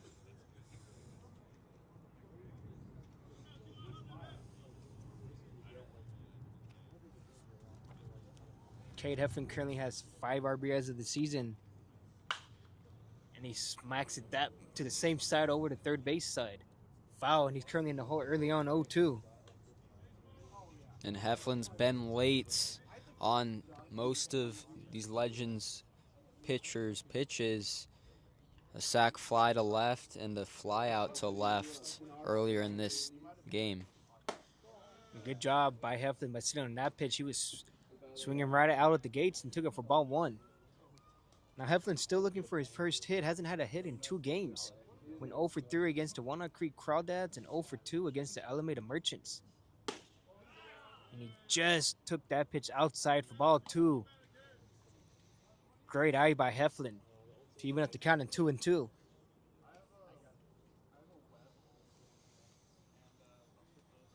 Now Heflin smacks, he slaps it over to center fielder. Griffin's running, and it drops right in front of him. What a way to slap it and get a base hit. Finally broke the hitless streak. Heflin more on time on that hit, and he gets on base. And now we have the left fielder, Marcus Graham, coming up to bat, who walked and scored back in the third and lined out to the second baseman back in the first inning. Now, Cade Heflin does have 4 stolen bases of the season, so we'll see if they take advantage of that. Taking a pretty decent lead there at first base. Misses in for ball 1. Great take by Marcus Graham. And Marcus Graham, he's been productive over the past few days against the Philippines baseball group on Saturday. He had 2 RBIs and 2 doubles. And he smacks it right to the shortstop. The left fielder is calling him off. D'Amelio catches it for the second out. And now we have Alan Ramirez coming up to the plate, who was hit by pitch back in the third and had a single back in the second. Alan Ramirez.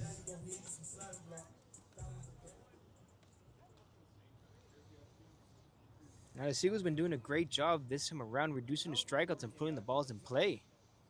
It's a lot better outcome. Misses that pitch away for ball 1.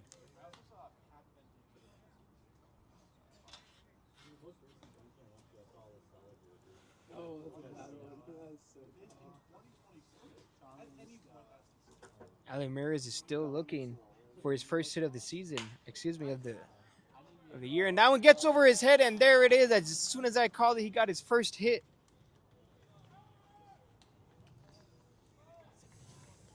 Excuse me, that'd be his second hit of the season. 2 hits in 1 game. What a way to break out your season. It's been hitless the past 4 games, and now he got 2 of them today, and both of them singles. Yeah, and he hasn't started for the Seagulls in a week or 2, and now in his first start in a couple weeks, he gets 2 hits. Now here comes Ethan Lopez, the man with the big swing. Back in the third inning, hit a grand slam. And with runners on first and second, he has the chance to make an impact on this game and make a mark once again. And he shoots it over in the gap, right in front of Lewis. And here it comes. Cade Heflin rounding third, and he's going to score with ease. Great job by the Seagulls, and a great job by Ethan Lopez. He's collected 5 RBIs. What a day from Ethan Lopez. He knows the pitches that are coming, and he's turning on them. That one going opposite into right field. And with that RBI single, that moves Alan Ramirez to second base. And now we have Emilio Feliciano, who reached on a walk his first time around and hit it right back to the pitcher his second time back in the third inning. Good job by the Seagulls. The pitching staff gave up 3 runs, but now they get 1 back. Because if you're the Legends pitching, you want to keep them at zeros, but you don't want to keep adding on the runs because now they're up by 5.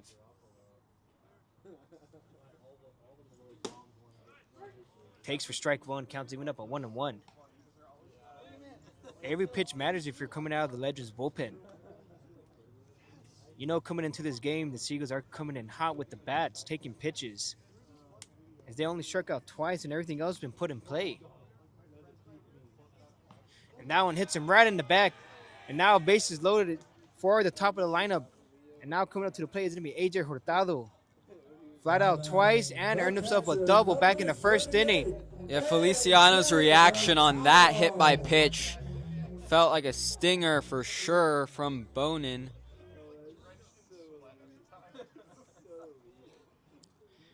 And this is a big opportunity for the Seagulls just to pile on the runs here.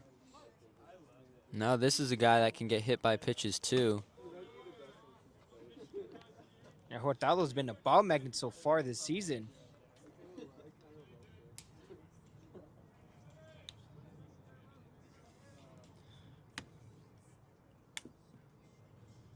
He throws it down away for ball two. Counts he's ahead in the count 2-0.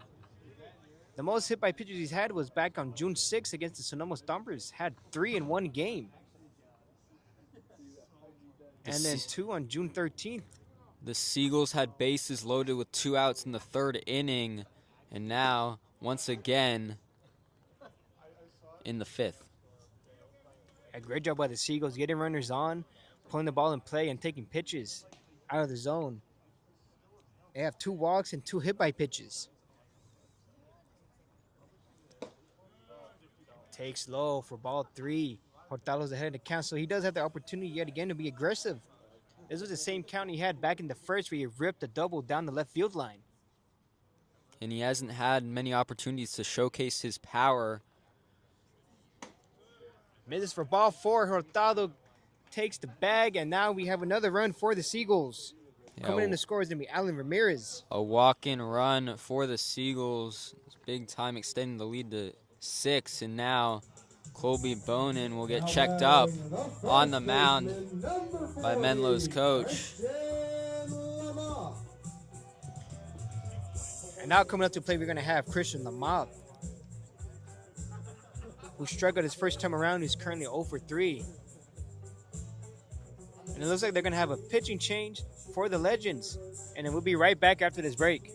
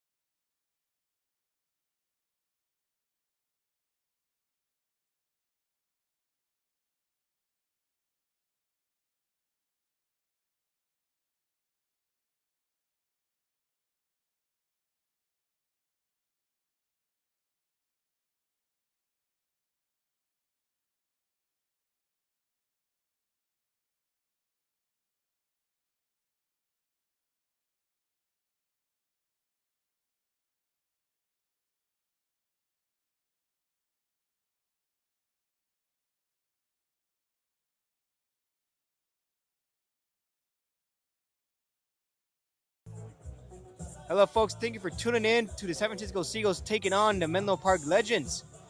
Now the Legends do have a pitching change. They're going to put in number 11, Noah Klub, the lefty, to take on the lefty, Christian Lamont, who struck out his first time around.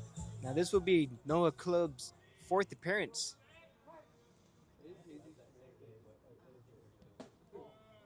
He takes low for ball 1. Yeah, and the Legends' strategy here is want to get out this inning lefty on lefty matchup. It takes in for ball 2. Good job by Lamoth. The last time he pitched was on June 12th against the Sonoma Stompers. Went 1 inning, no runs, no earned runs with 1 strikeout. Great pitch down the way to get him for strike 1. And if you remember, the Legends put in relief Christian Duarte, the left-hander, and he got Lamoth to chase on Sunday. It looks like that one missed for ball 3. Good job by Lamoth. See if there's anything similar with this at-bat, lefty on lefty. But Lamoth in a batter's count. Kicks and delivers to Lamoth. Great pitch to take. For strike 2, counts full at 3-2. Now, if you're Lamoth, that's not a pitch you're necessarily looking for. He's probably looking for a fastball, which is a little easier to hit if you ask me. He would have been sitting that breaking pitch, but now it's a full count and the runners are going. That one's in for ball 4, and yet another run scores for the Seagulls. Back-to-back walks, AJ Hurtado and now Christian Lamoth. It's just discipline with 2 outs in the bottom of the 5th. Seagulls clicking on all cylinders throughout their lineup. So that'll put Emilio Feliciano on third base with the hit by pitch, Hurtado at second base with the walk, and Lamoth at first with the walk as well. And now we got Tanner Wall coming up to the plate, taking for ball 1. It's another lefty on lefty matchup. Takes low for ball 2. Now on deck is going to be the man who started off the inning, Jake Brewer. One more batter and they'll be batting around. Score is currently 10-3 with the help of the 2 walks with bases loaded. Counts 3-0. Seagulls have the chance to get on base 3 straight times with walks.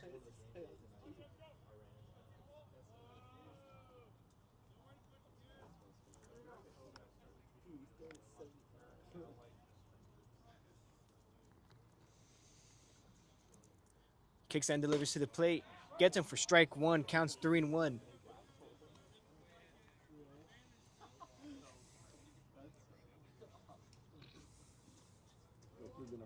Now at this point, if you're the Legends pitching staff, all you can do is just try to throw it over the plate and try to find the zone. And it takes for ball 4. That'd be 3 straight walks for the Seagulls if they score yet another run, making it 11-3. And the Seagulls have officially batted around with Jake Brewer coming to the plate yet again. He did lead off the inning, but he did ground out to the second baseman with a shot. Yeah, and after those 3 straight walks, the Seagulls getting into double digits for the first time since June 6th against Sonoma. It's been a great turnaround from the last game. That ball almost got away, but Robbins was able to get a glove on it and make sure it didn't go too far.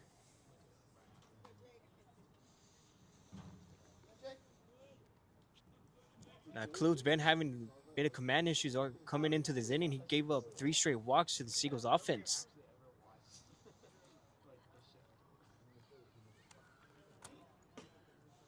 The lefty came in to originally face Chris Lamoth and Tanner Wall to try to get them out. They still have 2 outs, but he's been having trouble trying to get the 3rd out. Yeah, they have not yet found consistency on the mound through 4 pitchers. Swing and a miss by Jake Brewer to make it 1 ball, 2 strikes. That was a big hack at it by Brewer, just trying to get contact in the field of play to extend the lead.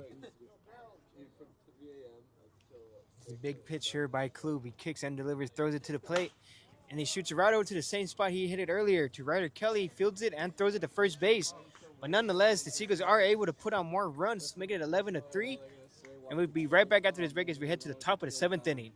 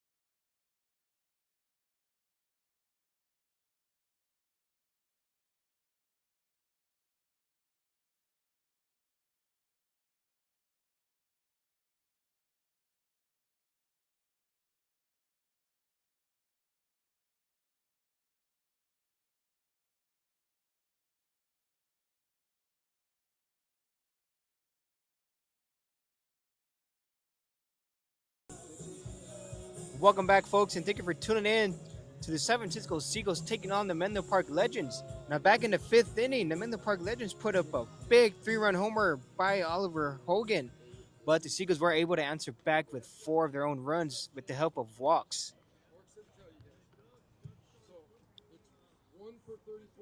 And it looks like we're going to have some substitutions.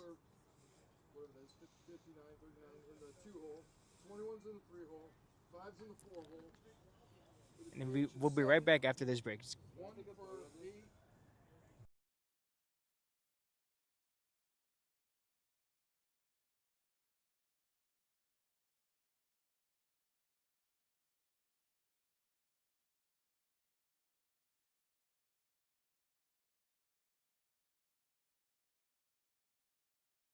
Jordan Medina. And it looks like we do have some pitch hitters coming into the inning. We got number 1, Joe Medina, coming into bat for Joey D'Amelio.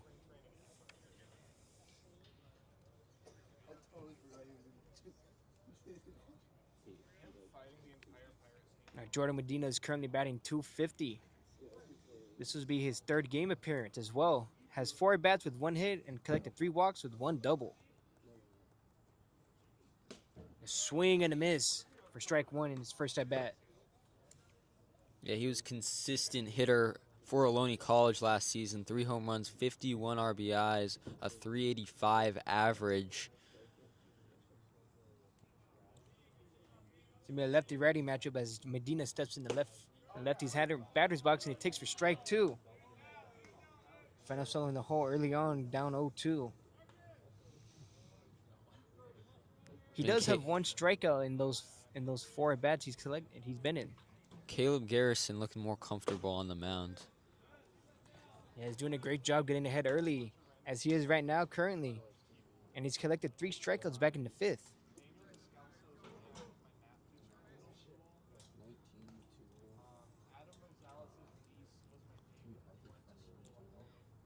Although Medina hasn't played since June 10th versus San Luis Obispo Blues. Went 1 for 2 with 2 walks and a double.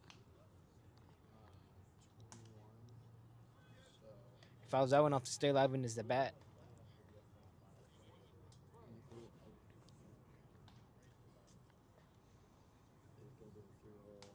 And misses that one up and away for ball 2. Counts even up at a 2-2.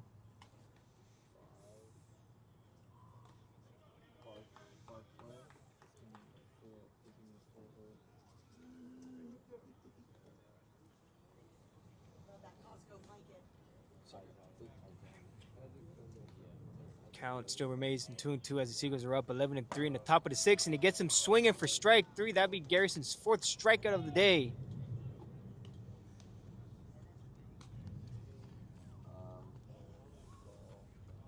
And it looks like we do have yet another pinch hitter for Ethan Fillinger.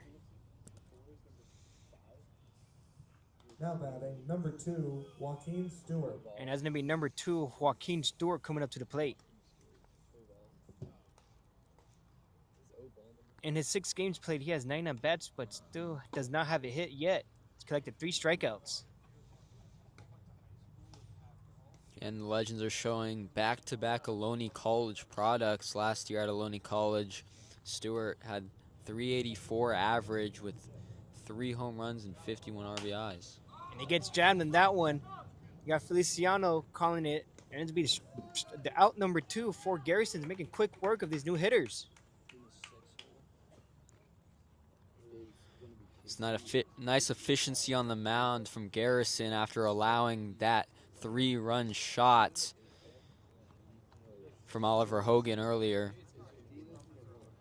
And then this is going to be Will Robbins, who's been a strikeout victim himself, has 2 in his 2 at-bats.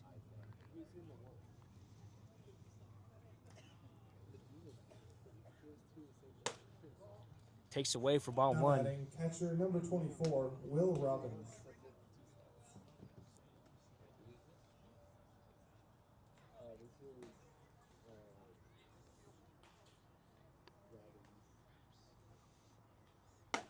Same spot, same location. It's going to be counting to be 2-0 to Will Robbins. Now, the interesting thing about Robbins, his father played in the minors for the Baltimore Orioles and the Oakland A's affiliates. So baseball seems to run in the family. Turns on that pitch, goes over the backstop and into the parking lot. Just misses the car yet again. Counts 2-1 with that foul ball. That was probably close.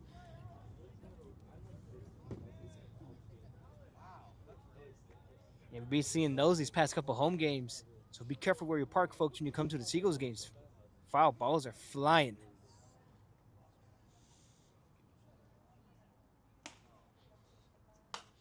Fouls that one straight back for strike two. Just missed that pitch.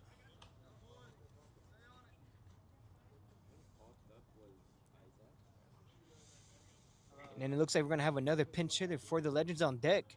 Pinch hitting for Mason Griffin's number 6, Paul Wagner.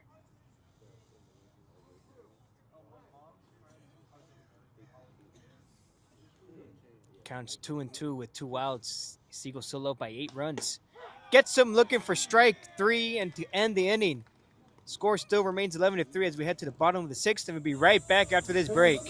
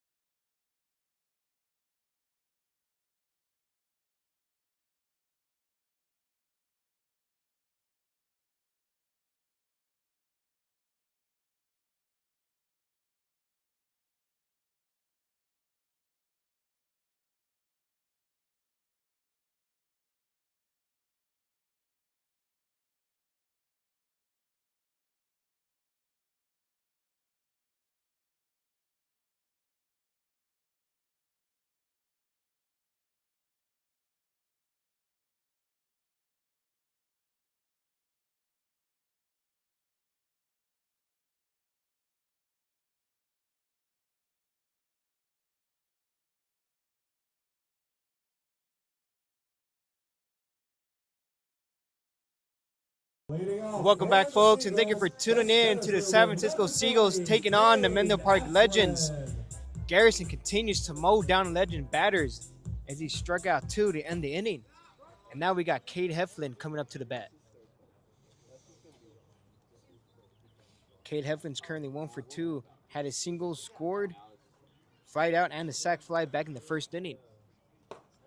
Big swing and a miss to get behind the count 0-2.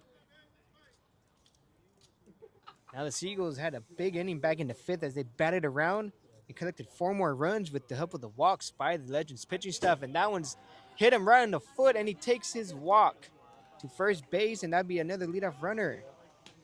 And Heflin's been a nice compliment at the plate for the Seagulls lineup, plugging in for Davis Gurman, who's been injured the last couple days.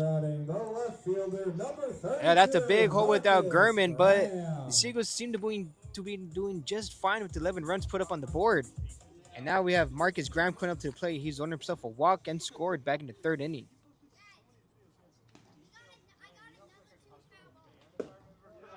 That one stays low for ball 1.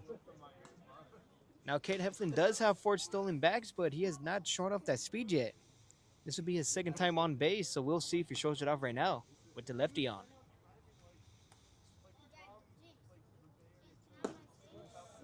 Throws it low for ball 2. Counts it. He's ahead in the count 2-0. Because Klute's been throwing a lot of breaking pitches, so that is the opportunity for him to try to steal. He's throwing a lot of breaking balls in the dirt. 18 total pitches, currently 8 strikes. Marcus Graham takes for strike one, counts at 2-1. That breaking ball connects, so up and down for Klub so far in this appearance. And Graham's last in the bat in the third inning earned himself a walk, but he also hasn't walked since June 16th versus the Walnut Creek Crawdads. That breaking ball just misses the inside corner.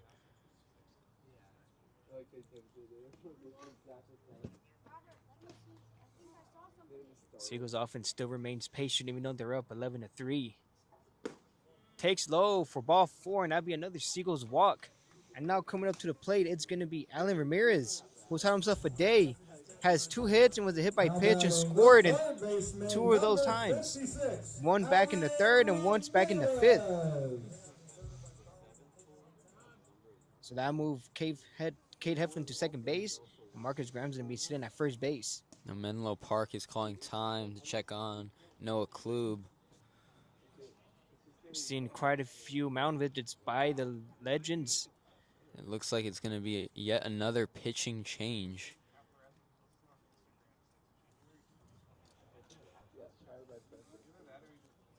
And we'll be right back after this break while we let their pitcher get warmed up.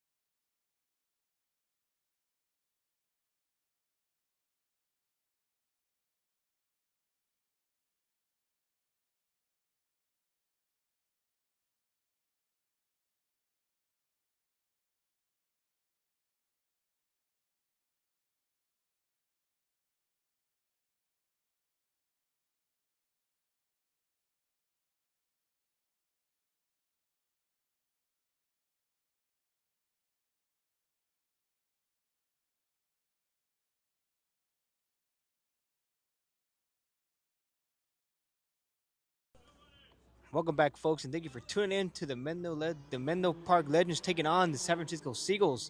Score still remains 11-3, but with the help of the Legends pitching staff, Cade Heflin got hit and Marcus Graham got walked. So we have Heflin at second base, while we have Marcus Graham sitting at first base. And coming up to the bat is going to be Alan Ramirez.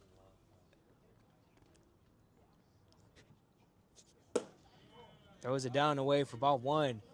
It's been the story tonight for the Legends pitching staff, having trouble commanding their pitches. They've been giving the Seagulls free passes in every inning since the second on.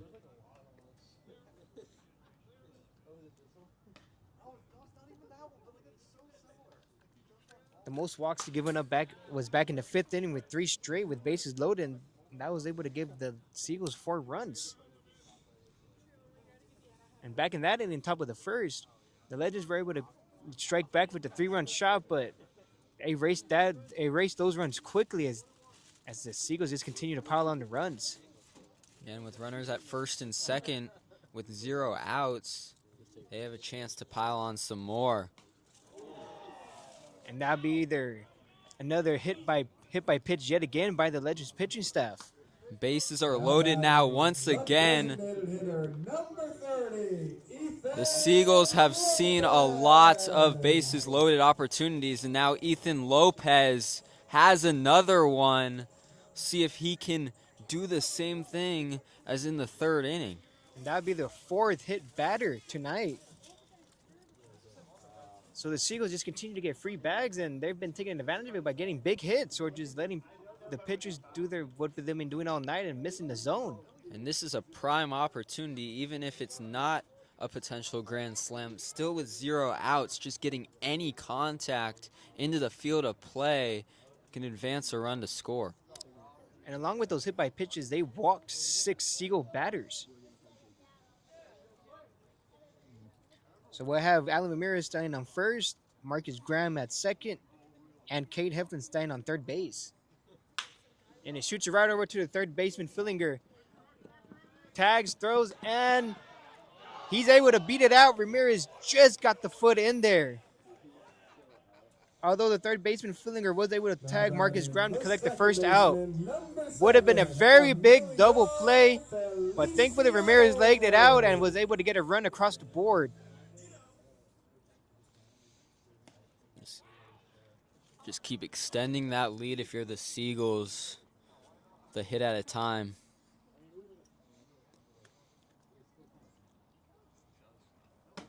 And now coming up to the plate is going to be Ethan Lopez. No, excuse me, that's going to be Emilio Feliciano, who walked his first time around and was hit by the pitch back in the 5th inning.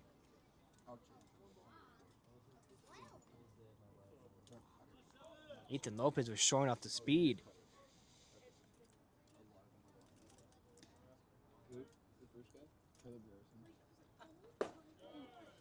So now we got Ethan Lopez standing on first and Ramirez standing on second base. Reached first by Friedrich's choice, and Emilio Feliciano is ahead in the count 2-0.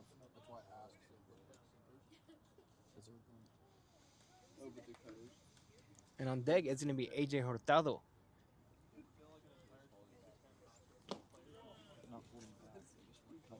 Now, with that double play, you would have thought Fillinger would have tried to throw to second and then have a routine 5-4-3 double play, but he decided to tag the lead runner, which is nothing wrong with that.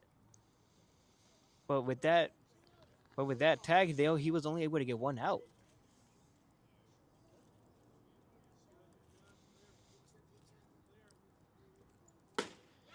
Takes away for strike 1. Still ahead in the count 3-1.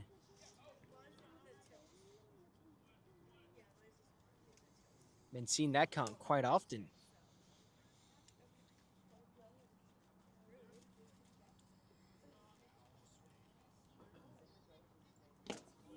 That'll be another walk given up by the Legends pitchers. Bases are loaded yet again for AJ Hurtado. And AJ Hurtado earlier in this game saw a bases loaded opportunity as well. We'll see if he can take advantage of it, unlike last time. So we have Feliciano at first base, Ethan Lopez standing on second, and Alan Ramirez, who was hit by the pitch, standing on third base. It's another opportunity for Hurtado to maximize his power that he showed at Coppin State last season.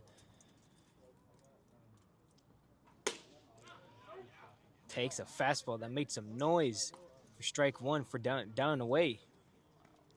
AJ Hurtado's been real patient at the plate. He has 1 full count. But back in the 1st and 5th, he was ahead 3-1.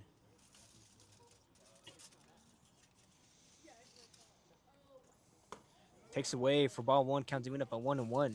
Back in the 5th, he walked with a 3-run count. And back in the 1st, earned himself a double with the screamer down the left field line with the 3-1 count as well.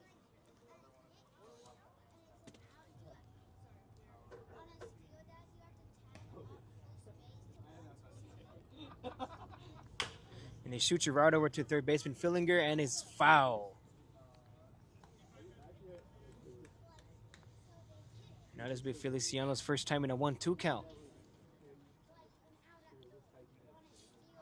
Big pitch if you're the Legends pitcher on the mound right now, because you don't want another run to go across the board.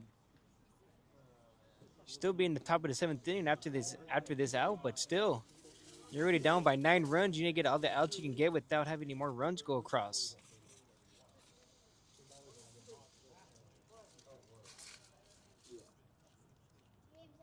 He's taking his time looking down at the runner at third base, Alan Ramirez. Kicks and delivers to the plate. Gets him looking for strike 3. They finally get their second out of the inning. And a big one, too. And that'd be Hurtado's first time striking out tonight as well. The first baseman, number 40, Christian. And now we have Christian Lamouth come up to the plate. And this will be his 5th at bat. His last time around back in the 5th was he earned himself a walk. And that'd be the Seagulls' 3rd time striking out as well. They've been doing a great job being aggressive and taking pitches.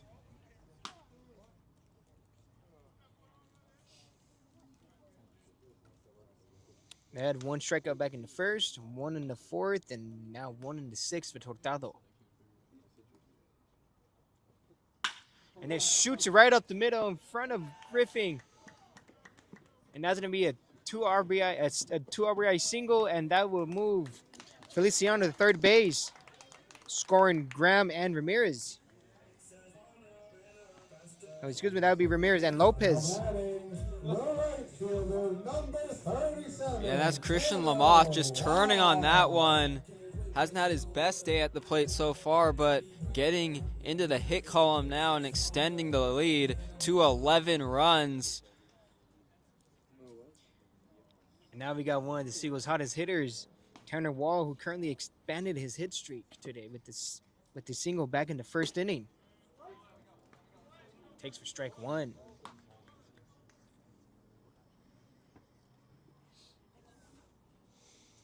And we're getting real close to the Seagulls batting around again.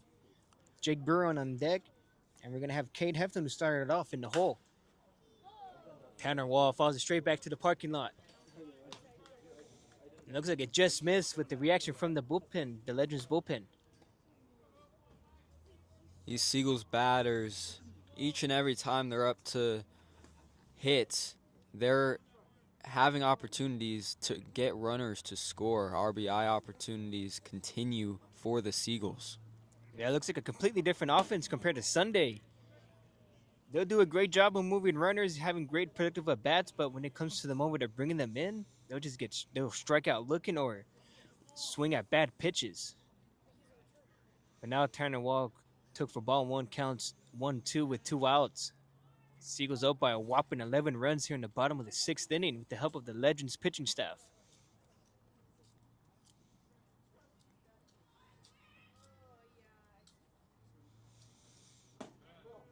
Just missed for ball 2, counts even up.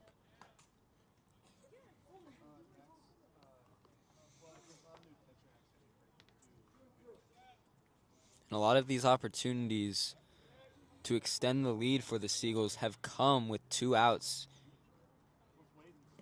It misses low, and there goes Christian Lamouth running to second base after that wild pitch.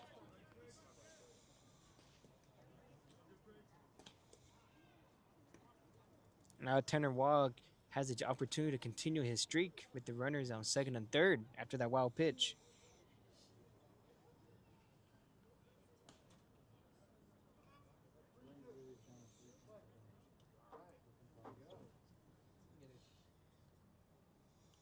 Kicks and delivers to Tanner Wall.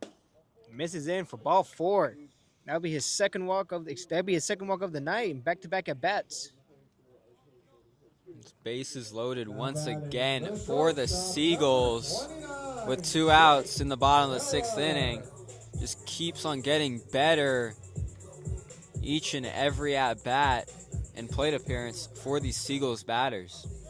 That'll be the 3rd walked batter this inning alone. Had 2 hit by pitches as well.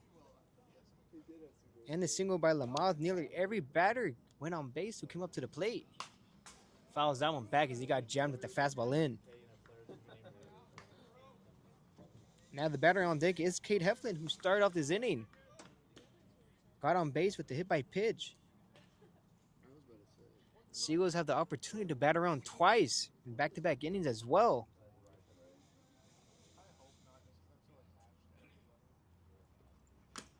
Fouls that one back to the catcher's glove for strike 2. Great hack by Jake Brewer.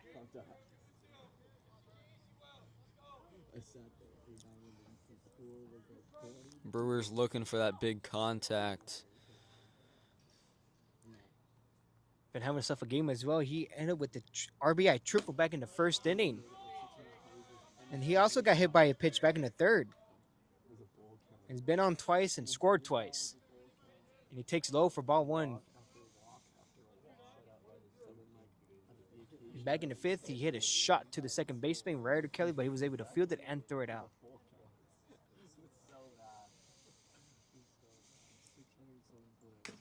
Jake Brewer fouls that one off to stay alive in his at bat. He really wants another knock here.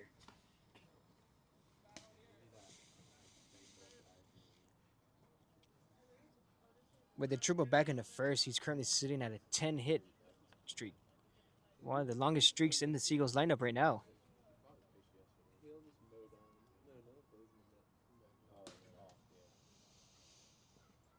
And a swing and a miss as that pitch was in the other's batter's box. But nonetheless, Seagulls up by 11 heading to the top of the 7th inning, and we'll be right back after this break. Seagulls fans, a winning team needs a great... Seagulls fans, a winning team needs a great field, and your home deserves a great yard. That's where GL Scapes comes in. Whether you're looking to transform your backyard, refresh your landscape, install new irrigation, or keep your property looking championship ready, GL Scapes has the experience and attention to detail to get the job done right. From beautiful lawns and gardens to custom outdoor living spaces, GL Scapes helps homeowners create outdoor environments they'll love for years to come. So while the Seagulls are taking care of the yard tonight, let GL Scapes take care of yours. Professional, reliable, beautiful results. Visit www.glscapes.com to learn more and schedule your next project.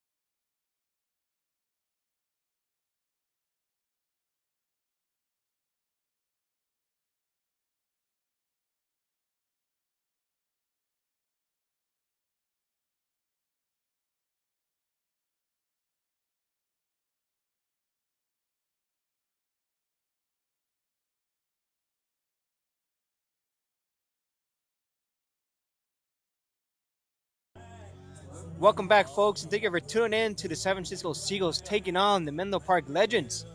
Pinch hitting for Mason Griffin is going to be number 6, Paul Wagner. And coming in to relieve Garrison is going to be number 43, J.B. Ferreira. Paul Wagner, yet another Ohlone College product, 292 average. Paul Wagner takes for ball one. Number 6. Last Paul season Wagner. for Ohlone College in his career, 5 home runs, 30 RBIs. And he fouls that one. He turns on that one. And doesn't even stay fouling, hit it to the trees. And we got the third baseman, Ramirez, still running over there. Yeah, Ramirez doing a full sprint over, even out of bounds. Yeah, that was out of play. He still wanted that ball. Now the count's even up at 1-1 apiece. Now Ferreira currently has a 9.64 ERA, and this will be his 7th appearance this summer. Oh, that one got me a little scared as I went straight back. But Ferreira's last appearance came on June 17th against the Alameda Merchants. Went 2 innings, gave up 5 hits, 4 runs, and 3 earned runs, and 1 strikeout. And he smacks that one to left field. Graham's running back. And he runs out of room, and that would be the Legends' 2nd home run of the night. Ferreira gave up a leadoff homer, but They're still up by 10 runs, so that run doesn't really matter at this point in the game as we're into the top of the 7th inning. Yeah, that off-speed pitch got too much of the plate, and Wagner just turned on that one and ripped it for a home run. And that'll be Wagner's first home run of the summer Number as well. 19, Isaac Fendel. And it looks like we have another pinch hitter. It's going to be number 19, Ryan Fendel, batting for Ryder Kelly.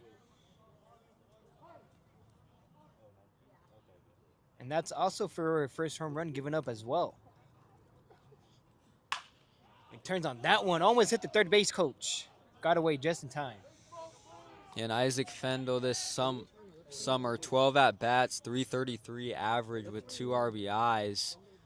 See what he can do in this at-bat.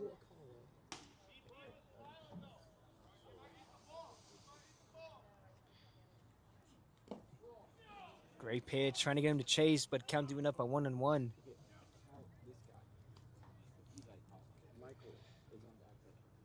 One of Ferreira's better outings came on June 13th, which was also against the Alameda Merchants. Went 3 innings pitch, allowed 4 hits, but only allowed 1 run and 1 earned.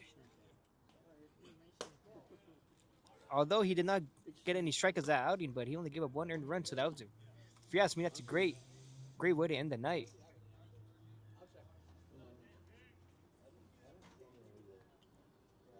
Ferreira found himself behind the count 2-1 to Isaac Fendel.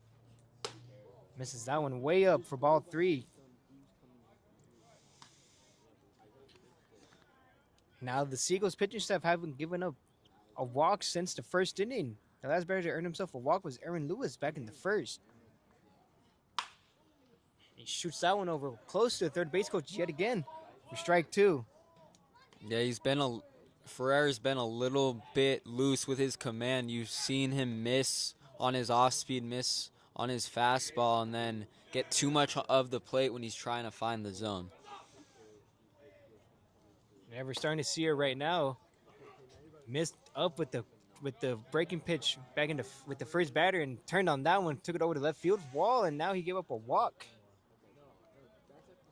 to the pinch hitter Isaac Fendel.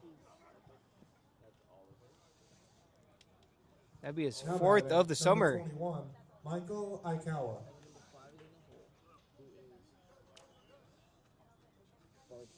Now we got another pinch hitter, number 21, Michael Aikawa. Currently batting 118 with the on-base percentage of 348 in 17 at-bats. Last season at Lewis and Clark College, 325 average, 7 home runs, 43 RBIs.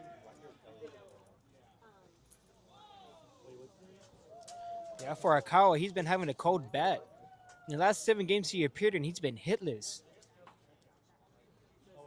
And last time he faced the Seagulls was back in the season opener, went 0 for 3 with the strike and struck out twice. That's the type of pitch you're looking for if you're Ferreira, getting Aikawa to chase at that inside pitch.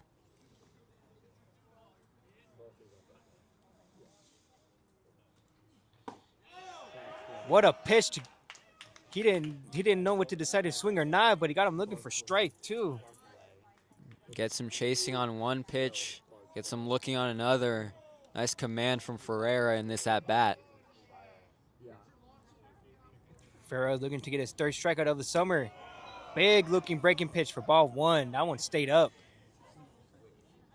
Yeah, that one stayed up, and it tried to come down back into the zone, but not enough action on that pitch. And then we have the Seagulls dugout trying to pump him up.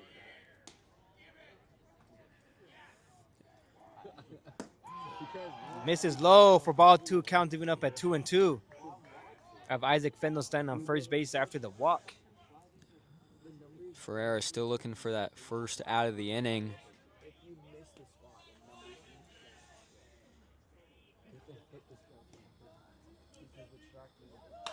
And he fouls that one back just in time to avoid the strikeout. Aikawa currently has 6 strikeouts and only 2 hits.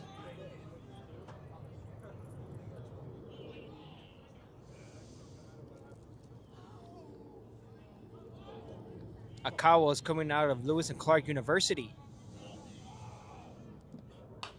Foul's on back yet again. And we got the Seagulls and the Legends dugouts having to scream off after every pitch.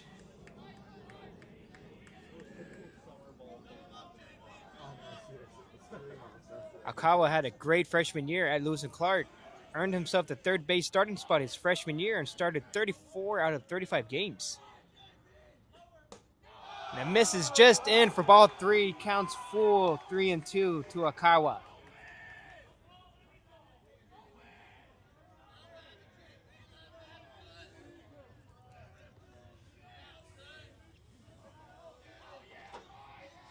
Pitches and delivers to Akawa.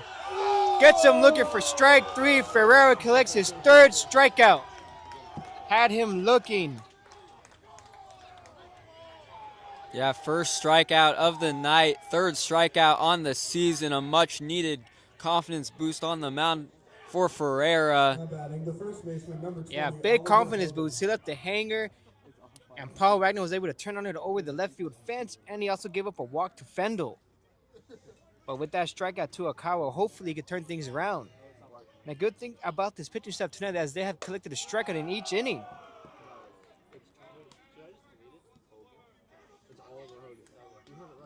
And he misses for ball 1.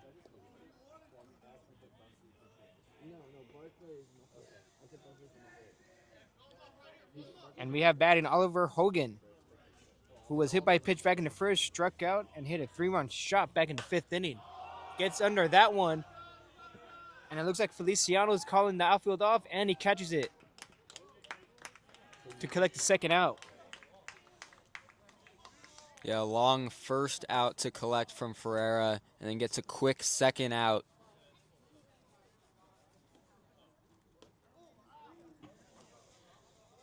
And now coming up to the plate, it's going to be number 5. Another pinch. It would be Barkley Ovalle pinch hitting for Aaron Lewis.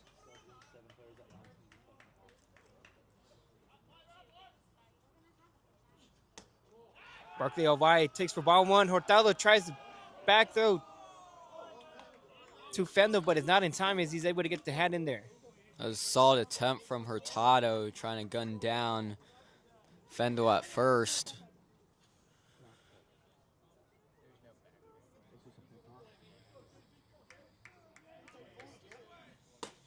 Gets him with that looping breaking pitch for strike 1. Count even up at 1-1 to Barkley Ovalle.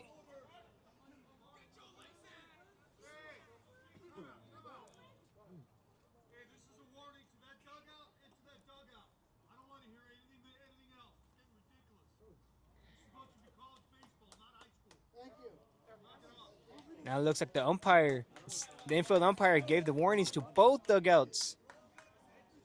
Too much chirping coming from both sides after each pitch. We just got passionate teams tonight. Gets on top of that one. Stay alive.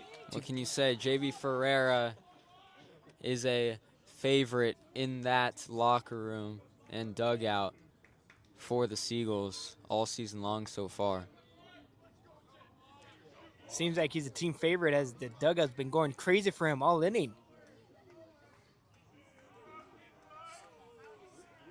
Has a chance to get out of it, only giving up 1 earned run. Pitches and delivers. Throws it in the other's batting box. Even up the count at 2-2. Ovalle having a great first at bat.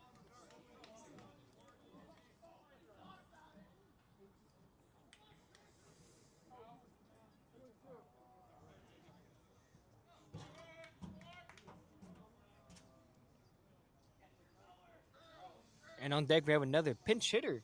It's going to be Casey Levette McGee. And he smacks that one over right in front of the center fielder, Heflin. Gets it in and throws it in.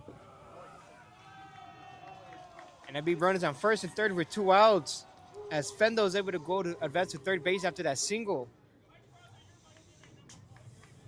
And now pinch hitting for Carlos Cruz Mara is going to be number 7, Casey Levette McGee. This game's likely out of reach for the Legends, but good to see them with their pinch hitters getting on base.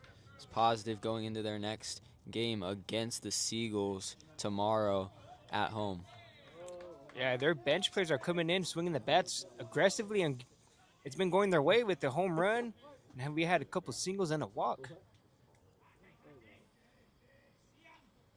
And it shoots that one over to second baseman, Feliciano. And it'd be another single, back-to-back singles for the Legends. And that'd be another run coming across the board. Score is 5-14 still.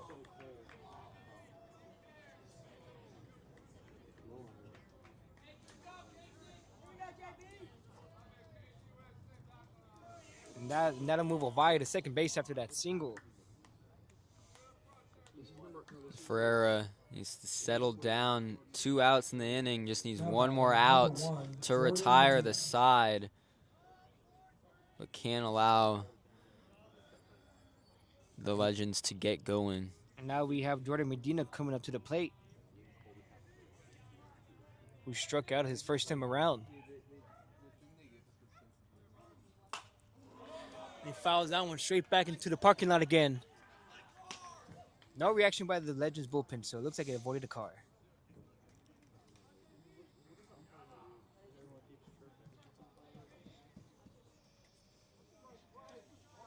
With that strikeout by Medina back in the 5th inning, that'd be his second of the season.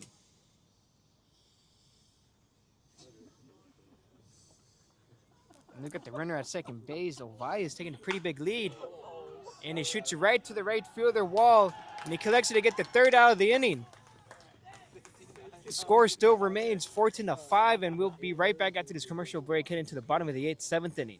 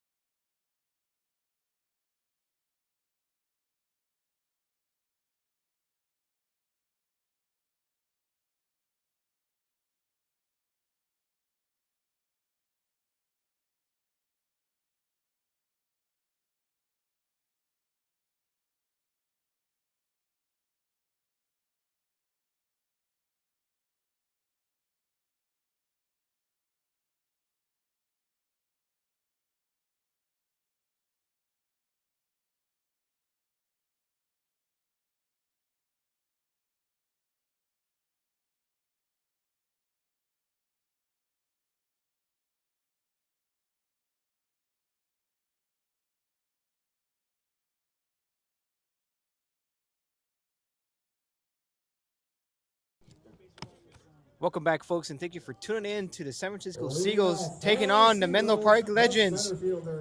Now, we have another pitching change for the Legends. It's going to be number 41, Adam Morris, coming in the pitch. The last time he's pitched was back on June 19th against the Sonoma Stompers.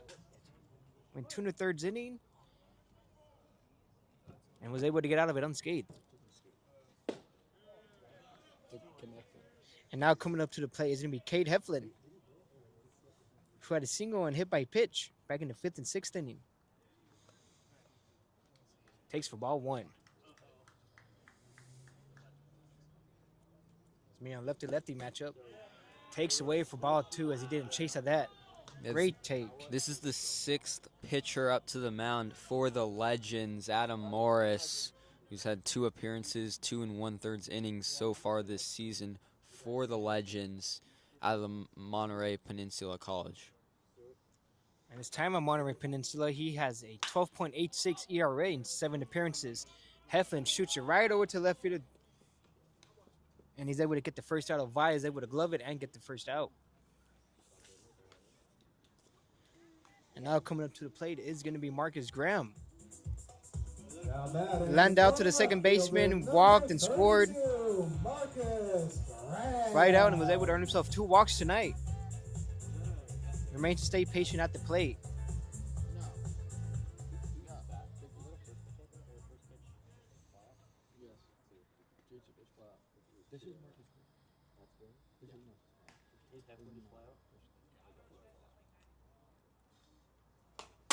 Try to check swing that, but he was not able to pull it back in time as he fouls it out for strike 1.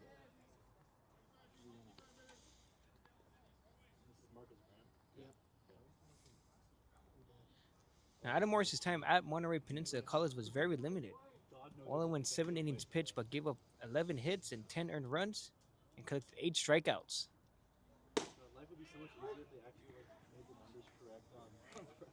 He's getting ahead early on Marcus Graham as he gets him in an 0-2 hole with 1 out.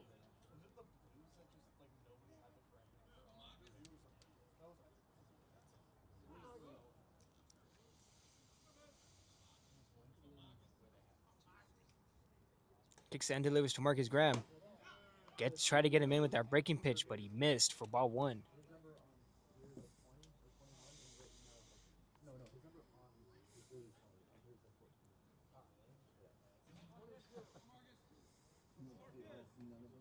Now, his longest outing so far this summer was on June 6th at San Luis Obispo Blues. A swing and a miss for strike 3 as he collects his first strikeout of the night. Now batting the third baseman. And now we have Alan Ramirez coming up to the plate, who's had himself a night. Been on base every time he came up to the plate. 2 hit by pitches and 2 singles. Efficient and effective baseball from Ramirez.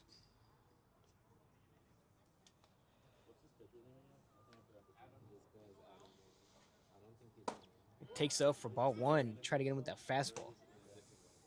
And I was mentioning earlier, Adam Morris's longest outing came back on June 6th against San Luis Obispo Blues. Went 1.2 innings pitched, gave up 3 hits, 4 runs, 4 of them earned, with 0 strikeouts.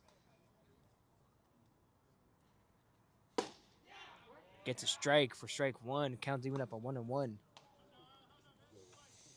Ramirez has a lot of experience across the Bay Area now at San Jose State, but competed at the JUCO level at Mission College and West Valley College.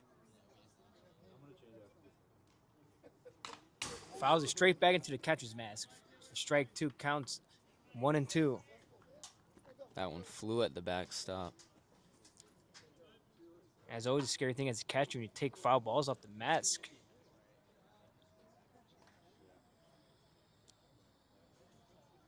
Probably had his ears ringing for a couple seconds. Adam Morris trying to get out of this unscathed, trying to prevent any more runs coming across. It's been a quality first inning for Morris. 2 outs so far, and now in a punch-out situation.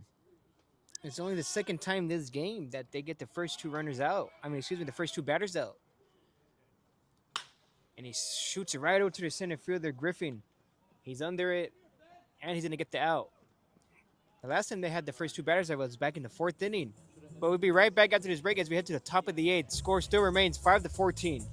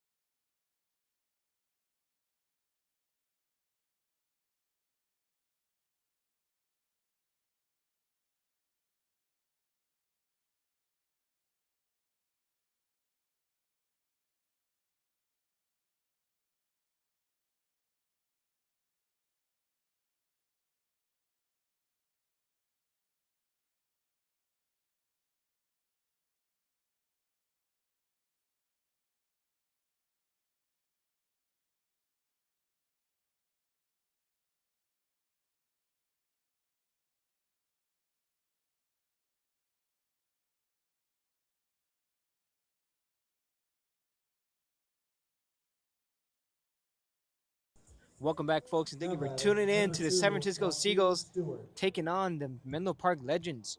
Now coming up to the plate is going to be number 2, Ethan Stewart, coming up to the plate. Now, last inning was the second time in this game that the Legends pitching staff were able to get the first 2 batters out. First time was back in the 4th inning. Ethan Stewart takes for ball 1 as it was low.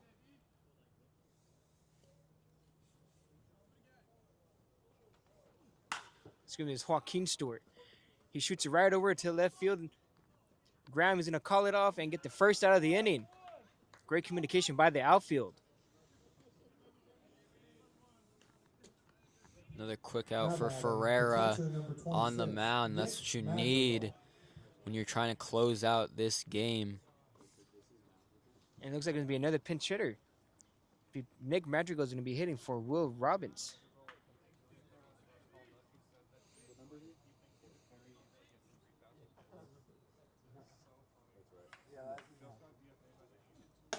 Nick Madrigal takes up for ball 1. Nick Madrigal in his 6th at bats has 3 strikeouts and no hits yet. Currently has a on base percentage of .143.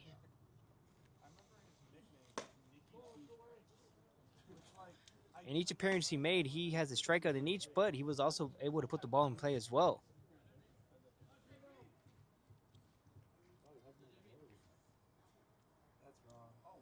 He's ahead in the count 2-0 in his first at bat in this game. And he shoots it right over to third baseman. Ramirez is not able to, it's too high for him, and he rolls over to left field past him. It's up the little hill, and they throw it in. And it looks like he's going to earn himself his first hit of the season with the double. Yeah, an extra base hit to start off the season for Nick Madrigal. That's a big time hit to get his season going. And now we got Paul Wagner coming up to the plate.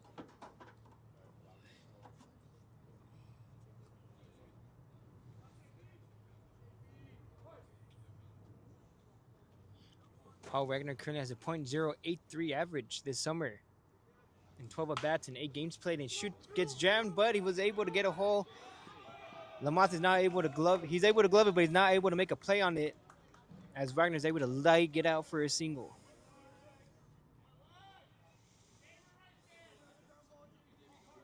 And now we're going to have number 19, Fendel, coming up to the plate.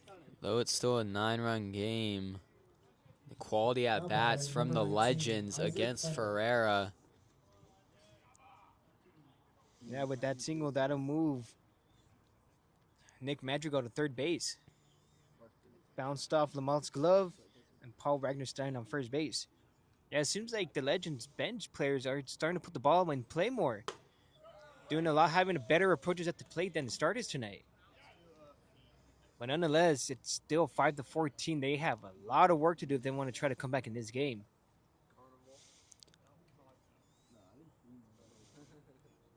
Isaac Fendel takes for strike 1.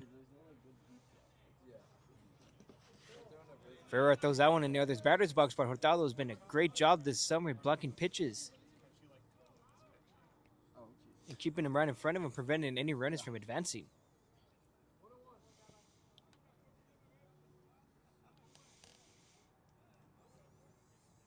Now this summer, Ferreira only has 1 wild pitch. Throws that one up over his head for ball 2. That's right over his head. If he was any taller, that would have hit him right in the helmet. Give him some chin music.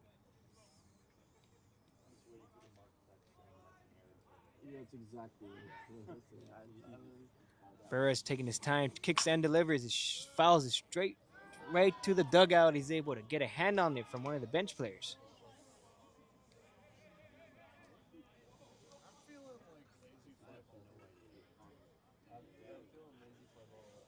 Now, Hurtado this summer has not allowed a pass ball, but he does have 1 error. And he caught 1 runner stealing and 10 stolen base attempts.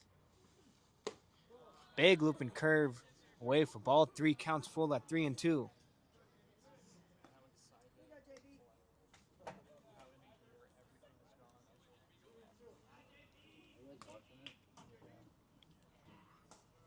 We got Paul Wagner starting on first base. And Nick Madrigal starting on second.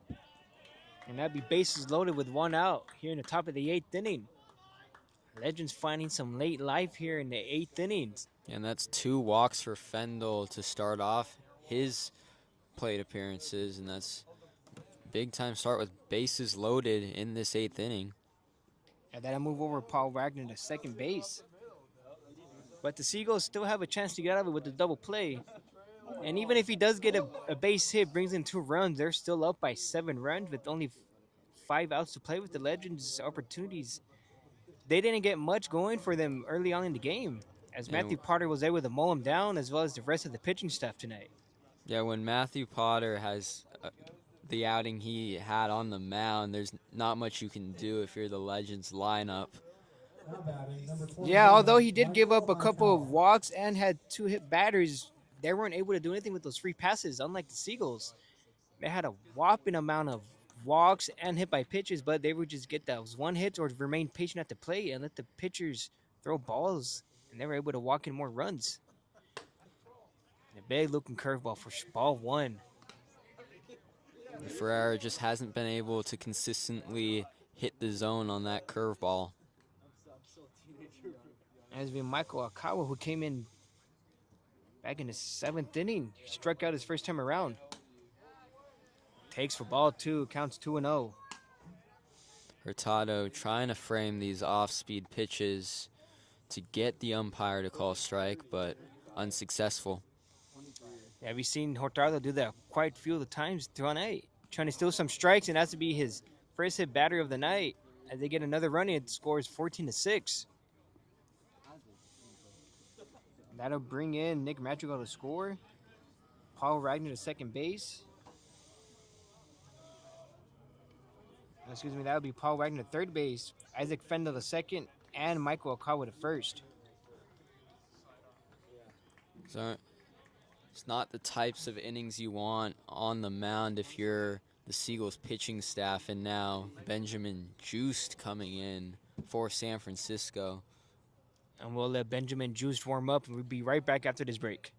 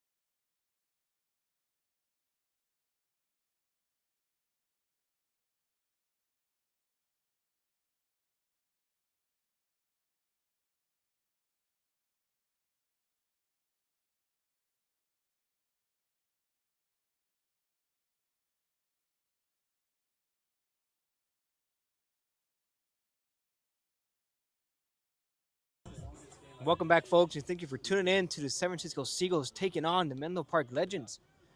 Now coming in to relieve JB Ferreira is going to be number 13, Benjamin Juiced. He'll be facing Oliver Hogan, the first baseman.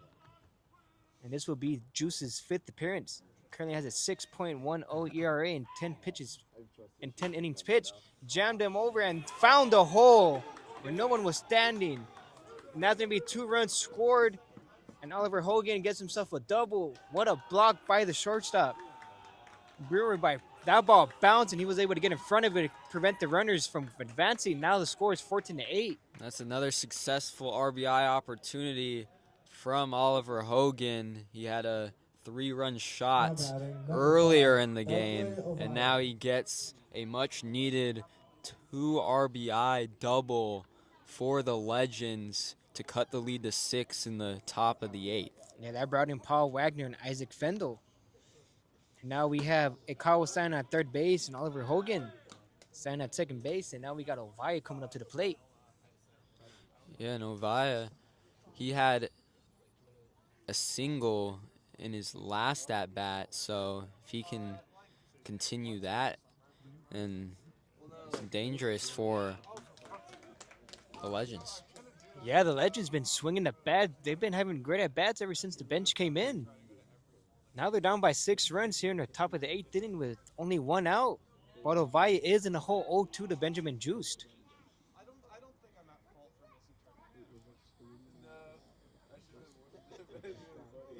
Benjamin Juiced kicks and delivers with his unorthodox pitching angle. It looks like it's more of a sidearm submarine arm angle he has going on.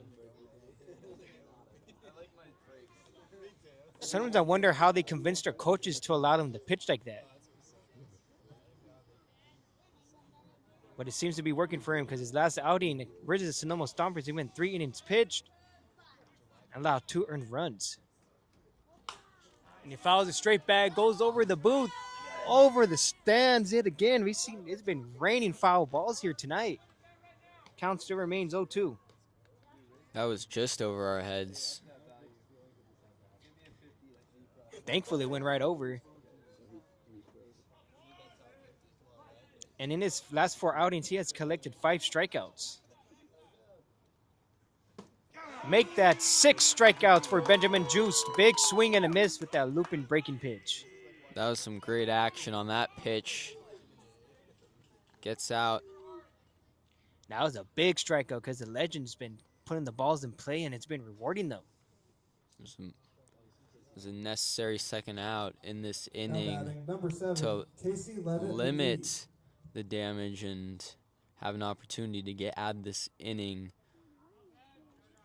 And now we have number 7, Casey Levette McGee coming into the plate. Takes for ball 1.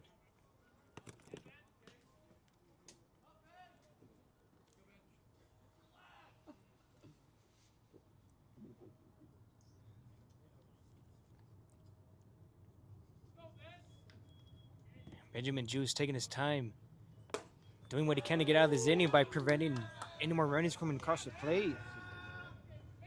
Because it looks like the Legends been finding their strokes the past couple innings.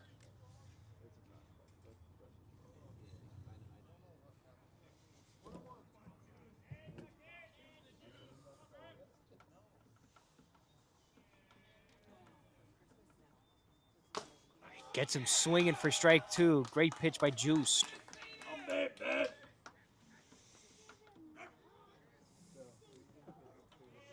Juice needs to get out of this one if he wants to prevent any more damage from the Legends, as they've been putting up runs in this inning. Although he has had to count 1-2 with 2 outs. Looks like it just missed. Hurtado tried to frame it as best as he can, but he wasn't working for the blue. Nonetheless, that was a great pitch to try to get him looking for strike 3. Count's even up at 2-2. A pitch that just missed the strike zone based on the ump's called ball. Juice kicks and delivers to the plate. Just off the plate yet again. 2 very close pitches by Juice. And now the count's full, 3-2. With this walk, it means the bases are loaded. And then Jordan Medina's on deck. Did fly out to right field his last at bat.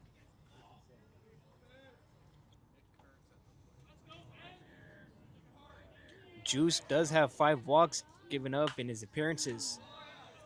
He fouls that one off to stay alive.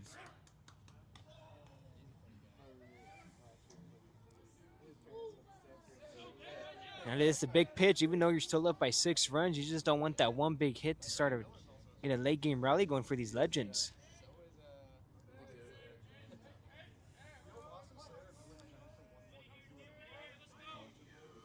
Juice needs to get out of this inning unscathed and limit the damage.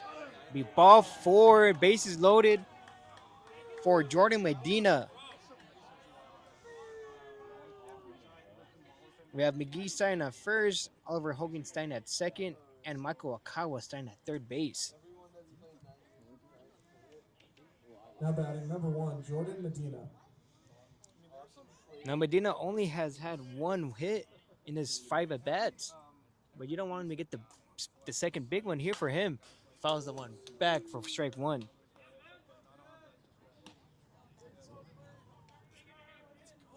Although Jordan Medina does have one extra base hit, which was a double.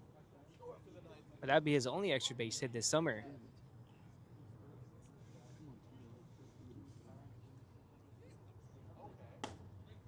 Great pitch for strike two. He's in the hole 0-2. Great break on that pitch.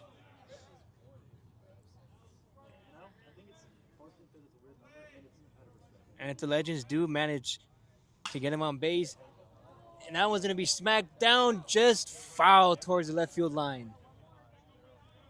And on deck is going to be the man who started off this inning, Ethan Stewart. That stayed fair. That would have been a huge opportunity for the Legends to get runners in the score with their bases loaded. Yeah, with the lefty up to bat, that ball was chilling away from the left fielder, so we just would have kept running away from him. Ben Juice throws it, and it shoots it right over through the hole between first and second. 2 more runs score. There's going to be a throw out the plate, but that means another runner's advances to third base with that throw. He airmailed it, tried to get the runner out of home. All he had to do was hit the cut, and now they got runners on first and third. Feel like I've seen this story before at home. The Seagulls allowing the Legends to stay in this game, and similar to the June 6th outing where they surrendered a 12-7 lead late into that game against Sonoma. Yeah, their lead starting to be cutting down. Is getting real close, only down by 4. They are swinging the bats, and they're getting hot late in the game. Although they still have 4 outs to play with, but being down 4 runs, it's starting to get a little scary now for the Seagulls.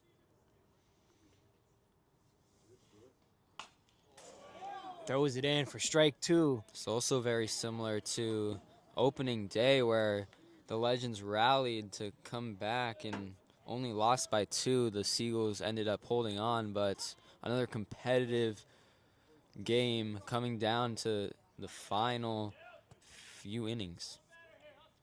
Yeah, Benjamin Juice has been having troubles trying to get the third out by striking, and Hurtado throws it away as Medina stole second base, and now another run scores. Benjamin Juice been getting batters in 0-2 counts or counts with 2 strikes, and has been having trouble pulling them away. Jays needs to make one more good pitch to get out of this inning to limit the damage. And now with the hit here, they'll be down by 2 runs. Now for Juice, these pitches are very important now.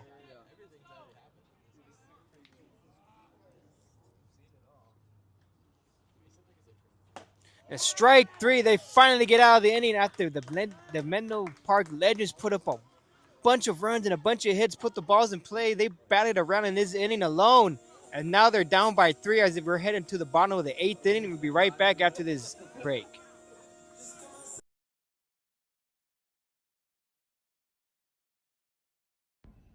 Are aches, pains, or everyday stress keeping you from living life to the fullest? At Aranabar Chiropractic, gentle and effective chiropractic care isn't just treatment, it's a tradition. Dr. Jorge Aranabar and his team utilize individualized therapies and proven chiropractic techniques designed to help you find lasting pain relief, recover from injury, and achieve total body wellness. Whether you're dealing with back pain, neck pain, sports injuries, or simply looking to improve your quality of life, Aranabar Chiropractic is committed to helping you feel better when you leave than when you arrived. There are many roads to wellness. Let us help you find the one that fits your lifestyle. Visit www.aranabarchiro.com. That's ARANIBARCHIRO.com. Aranabar Chiropractic. Your path to better health starts here.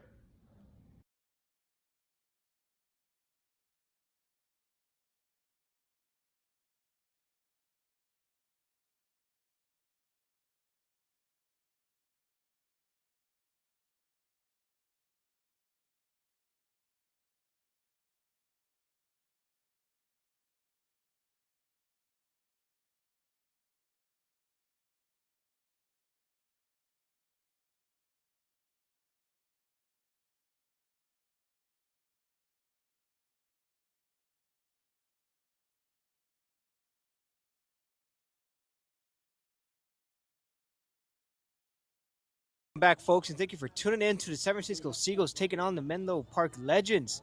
We have ourselves a nail biter now after all the pinch hits that the Legends coach put in. The Legends were able to put up 2 back in the 7th, and they put up a whopping 6 runs back in the top of the 8th inning to make it 11-14. Now every pitch from here on out for both teams is going to be very big, but the Seagulls offense have been finding their ways tonight against the Legends pitching staff, but lately, the Seagulls pitching staff has been blew a lead. They're almost blowing a lead, down by 3 runs. Heading to after this, it'll be top of the 9th, down by 3. And the Legends have all the momentum going their way now.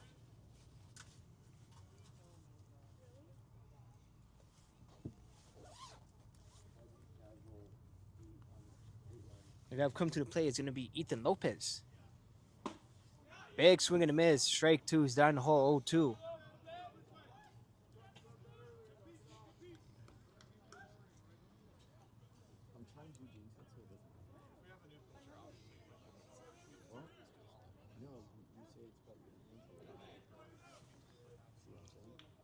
And then we still have Adam Morris on the mound for the Legends.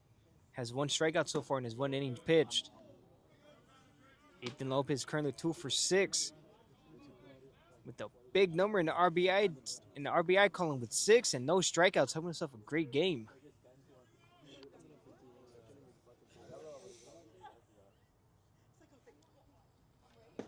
A swing and a miss for strike 3. Ethan Lopez strikes out for the first time tonight. Now batting the second baseman, number 7. And now we have number 7, Emilio Feliciano, who's been on base 3 times, 2 walks, and a hit by pitch.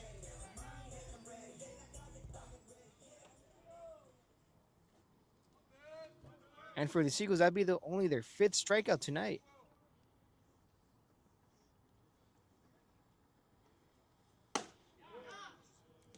And 2nd strikeout for Adam Morris.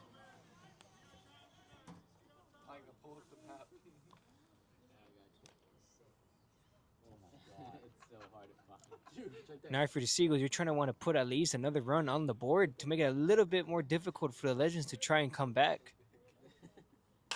Fouls that one back over the bullpen of the Seagulls for strike 2. Excuse me, that'd be for strike 1. It's a 1-1 count.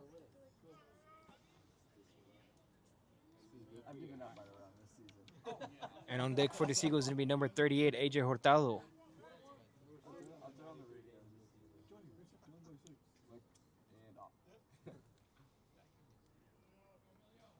Kicks and delivers to Ethan, to Feliciano in the 3rd, right in the dirt for ball 2, counts at 2-1. Now this game's getting a little scarier for the Seagulls. They were up all game up until the 7th inning. But now things have gotten a lot more interesting ever since the coach started making changes in his lineup. They were up 3-14 up until the 6th inning. Up until the start of the 7th inning. They triggered the way up to 11 runs and down by 3. Yeah, 8 unanswered runs for the Legends. Seagulls need to find something offensively late in this game. Yeah, they've been doing a great job offensively, taking all the walks, hitting the ball. They limit the strikeouts they were having, and now he shoots it right over to the 3rd baseman. Stewart gets the throwing run and gets him out at first base. What a play by Stewart. Charged the ball and threw it on the run. That's an incredible throw across the diamond from Ikawa at 3rd. Number 38, AJ Hurtado. And now we got AJ Hurtado standing in the batter's box right now. He's been on base twice with the double and the walk. Did strike out back in the 6th inning.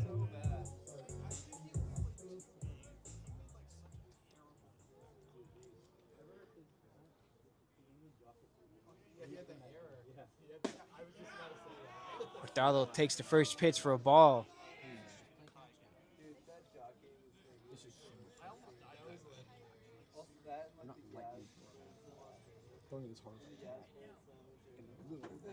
Now Hurtado's been having a great day at the plate today. He's beginning to head a count in the last 4 or 5 at bats. The only time he wasn't was back in the 6th when he struck out.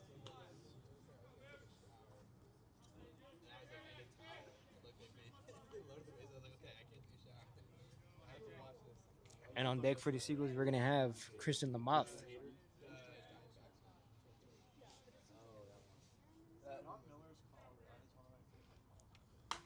Fouls that one straight back for strike one.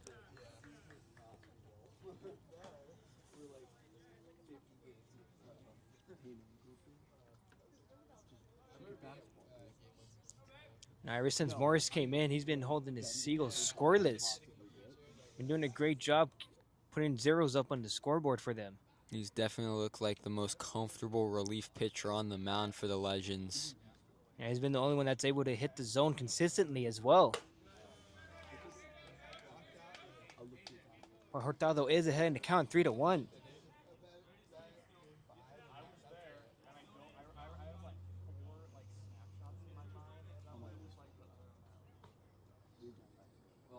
I was there on the East Coast, the greatest player of all time. Big boy. Now Morris was it was the second time that the Legends pitching staff were able to put the Seagulls up 1-2-3.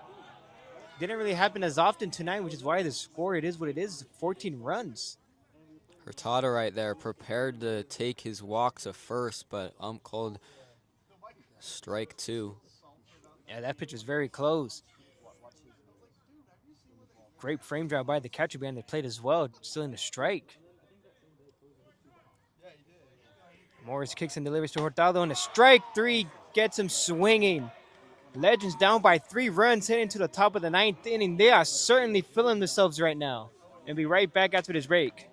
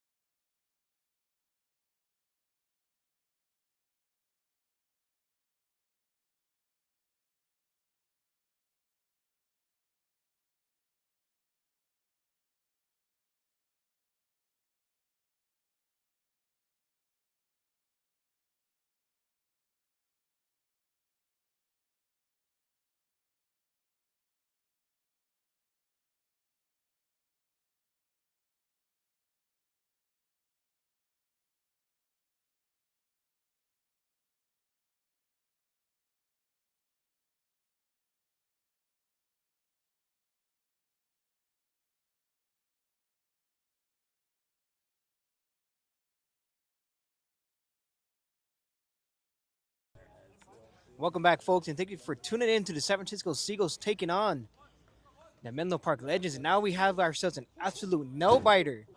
The Legends were able to climb their way back out of a 14-3 hole by putting up 2 runs in 7th and a whopping 6 back in the 8th inning.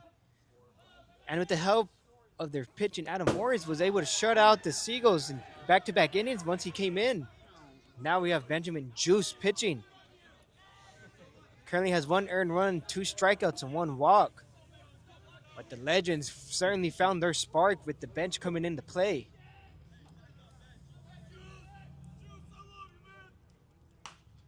Nick Madrigal swings, fouls it back to the backstop for strike 1, counting it up at 1-1. Start off this at bat, juiced a little wild on the pitch, threw it behind Madrigal. Things are getting a little scary now if you're on the Seagulls side. Nick Madrigal gets jammed. Graham's running in. Brewer had the ball. He made a sliding attempt to grab it, but it hit off his glove, and now they got the leadoff runner on. That would have been a great play, but it was also a difficult play as well. That was a huge swing play. Would have been the first out of the inning, a big one for the first batter up in this inning. But now it's a runner on with no outs. Yeah, that ball stayed up in the air forever, but he got jammed on that pitch. Unfortunately, it bounced off Brewer's glove, and now they got the leadoff runner on first. A bunt attempt, and it looks like they're gonna discuss it. He's gonna check with the blue, and he went. He was not able to pull back just in time, and it counts as a foul.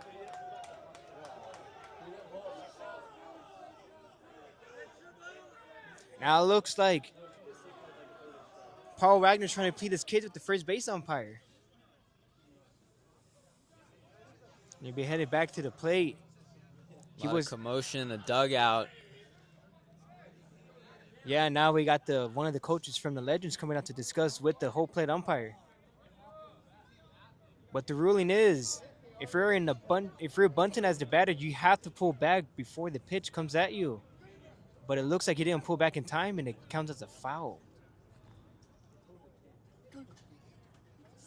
So he's going to discuss it with the first base umpire as well. Yeah, Legends manager Nick Sinzeri arguing with the umpire right now, talking it over. That was a big call by the umpires. Saved the Seagulls.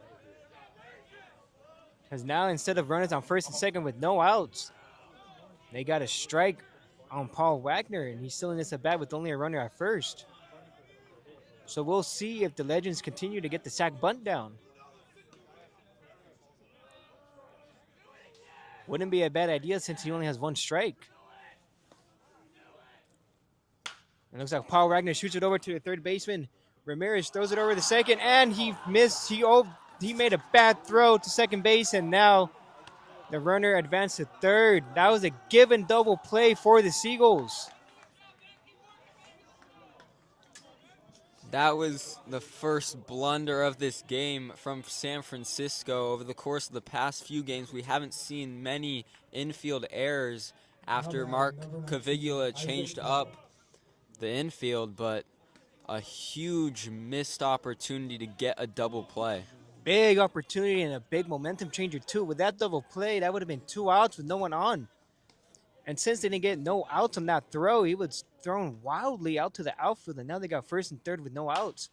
And there goes Ramirez yet again. He gets a chance. Gets a runner from third. Looks like he was out of the baseline. And he was out of the baseline as Ramirez chased him down, and he gets the first out. What a way to make up from that throw.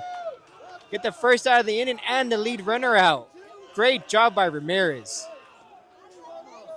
That's a huge play from Ramirez in the infield, pressuring the third base runner. And now with Michael Akawa coming up to the plate, you got runners on first and second with one out. Now, if you're the runner at third base, it would have been pretty difficult to score as Ramirez was charging in on that ball. Although they might have been running on contact. And he gets it for strike one. Ben Juice with the big first pitch strike. Michael Akawa does have an RBI and one strikeout.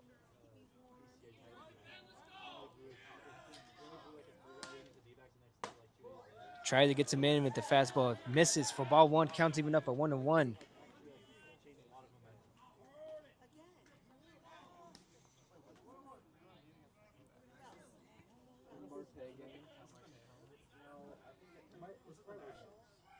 Benjamin Juice taking his time throwing the pitch. And he gets him to pop out. You got Ramirez calling it out number 2 for the Seagulls. Big 2 outs for them. And now coming up to the plate is going to be number 20, Oliver Hogan, the first baseman. Now batting, number 20, Oliver Hogan. If the Legends want anyone up to the plate right now, it is Oliver Hogan. 5 RBIs tonight. Yeah, Oliver Hogan's been having himself a night. A big swing and a miss for strike one. Benjamin Juice staying aggressive with 2 outs. It's a beautiful pitch. You've seen earlier in the game Oliver Hogan chasing at those pitches up and in, and Juiced giving him one to chase. Pitch missed wide outside for ball one, counting it up at 1-1. We have ourselves quite the nail-biter tonight. Ever since the 7th inning on, Legends been putting pressure on the Seagulls defense and pitching. It's making things real interesting tonight. What looked like what might have been a blowout just became a close game right now. Late, the Legends have 2 outs. Oliver Hogan's up in the count 2-1. Does have 1 home run on the summer as well. Fouls it straight back for strike 2 to even up the count.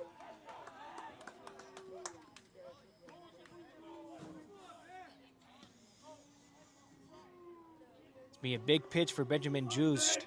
1 swing of the bat can tie this game. And one pitch can end it. See, you can strike him out here. Big swing and a miss. Seagulls are able to get out of it after the Legends were getting hot late in the game.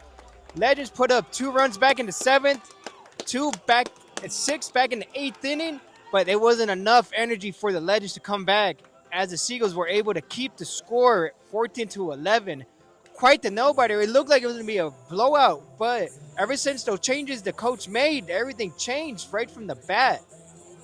Yeah, when you have the ability, have such depth on the roster for the Legends, you can have those comebacks. You saw it in the opening game against the Seagulls on June 3rd, but San Francisco able to close it out on the mound with Benjamin Juiced, and what a close from him, what a performance from the pitching staff. Matthew Potter with an unbelievable start, 4 innings pitched, 8 strikeouts, had 9 entering this game, now 17 racked up after. And Caleb Garrison came in relief, gave up a homer, but was resilient on the mound and collected 5 strikeouts to his name. And then had some struggles on the mound with Ferreira, but Juiced able to come in and save the day. Yeah, you said it correctly. The pitching tonight was extravagant. They had a strikeout in each inning, and as well with multiple strikeouts. They had 4th and the 5th, they were able to get 3 apiece, which is the most all game. But the Legends, they were out cold the whole beginning of the game. Yeah, they were able to put up 11 runs, but it was too late. They got hot right towards the end of the game. It made it a close game, but nonetheless, it's hard to come back from 14 runs. This was a collective effort from the Seagulls in the lineup. I mean, Ethan Lopez, at designated hitter, had a huge day, 6 RBIs, a grand slam in the 3rd inning. I mean, what a performance from him. And then you got a collective effort all around from the lineup. Lamoth with 3 RBIs. Brewer had another 2 runs. Hurtado got on base plenty of times. Alan Ramirez had a great day. His first 2 hits of the season, big for the Seagulls. And it was just a collective effort, a combination of pitching to start out with Potter, translating to performance at the plate. Yeah, let's not forget about Tanner Wall and Jake Brewer, 2 of the hottest hitters in the Seagulls lineup. They were able to extend their hit streaks tonight in big situations as well early on. But also, let's not forget how the inning could have unfolded back in the 9th with a big throwing error by Ramirez. But they were able to come out of it unscathed and still keep the score at 14-11. Yeah, and Ramirez bounced back right after with an out, forcing the third base runner to run outside of the lane. And it was an amazing performance from the Seagulls, resilient effort, and something we haven't seen from them, because in these types of situations, we've seen them fold under pressure. Yeah, we could have seen them fold right now, but they were able to get... Ramirez made a big play with Nick Madrigal trying to score and that chopper to him, but ran out of the base pad and was able to get him out. And with the pop out to get the second out and the big strikeout by Juice to end the game, it's a great way to go into the game coming in tomorrow. And we'll see you tomorrow night as they will be facing the Menlo Park Legends yet again. And have a great night, and we'll see you.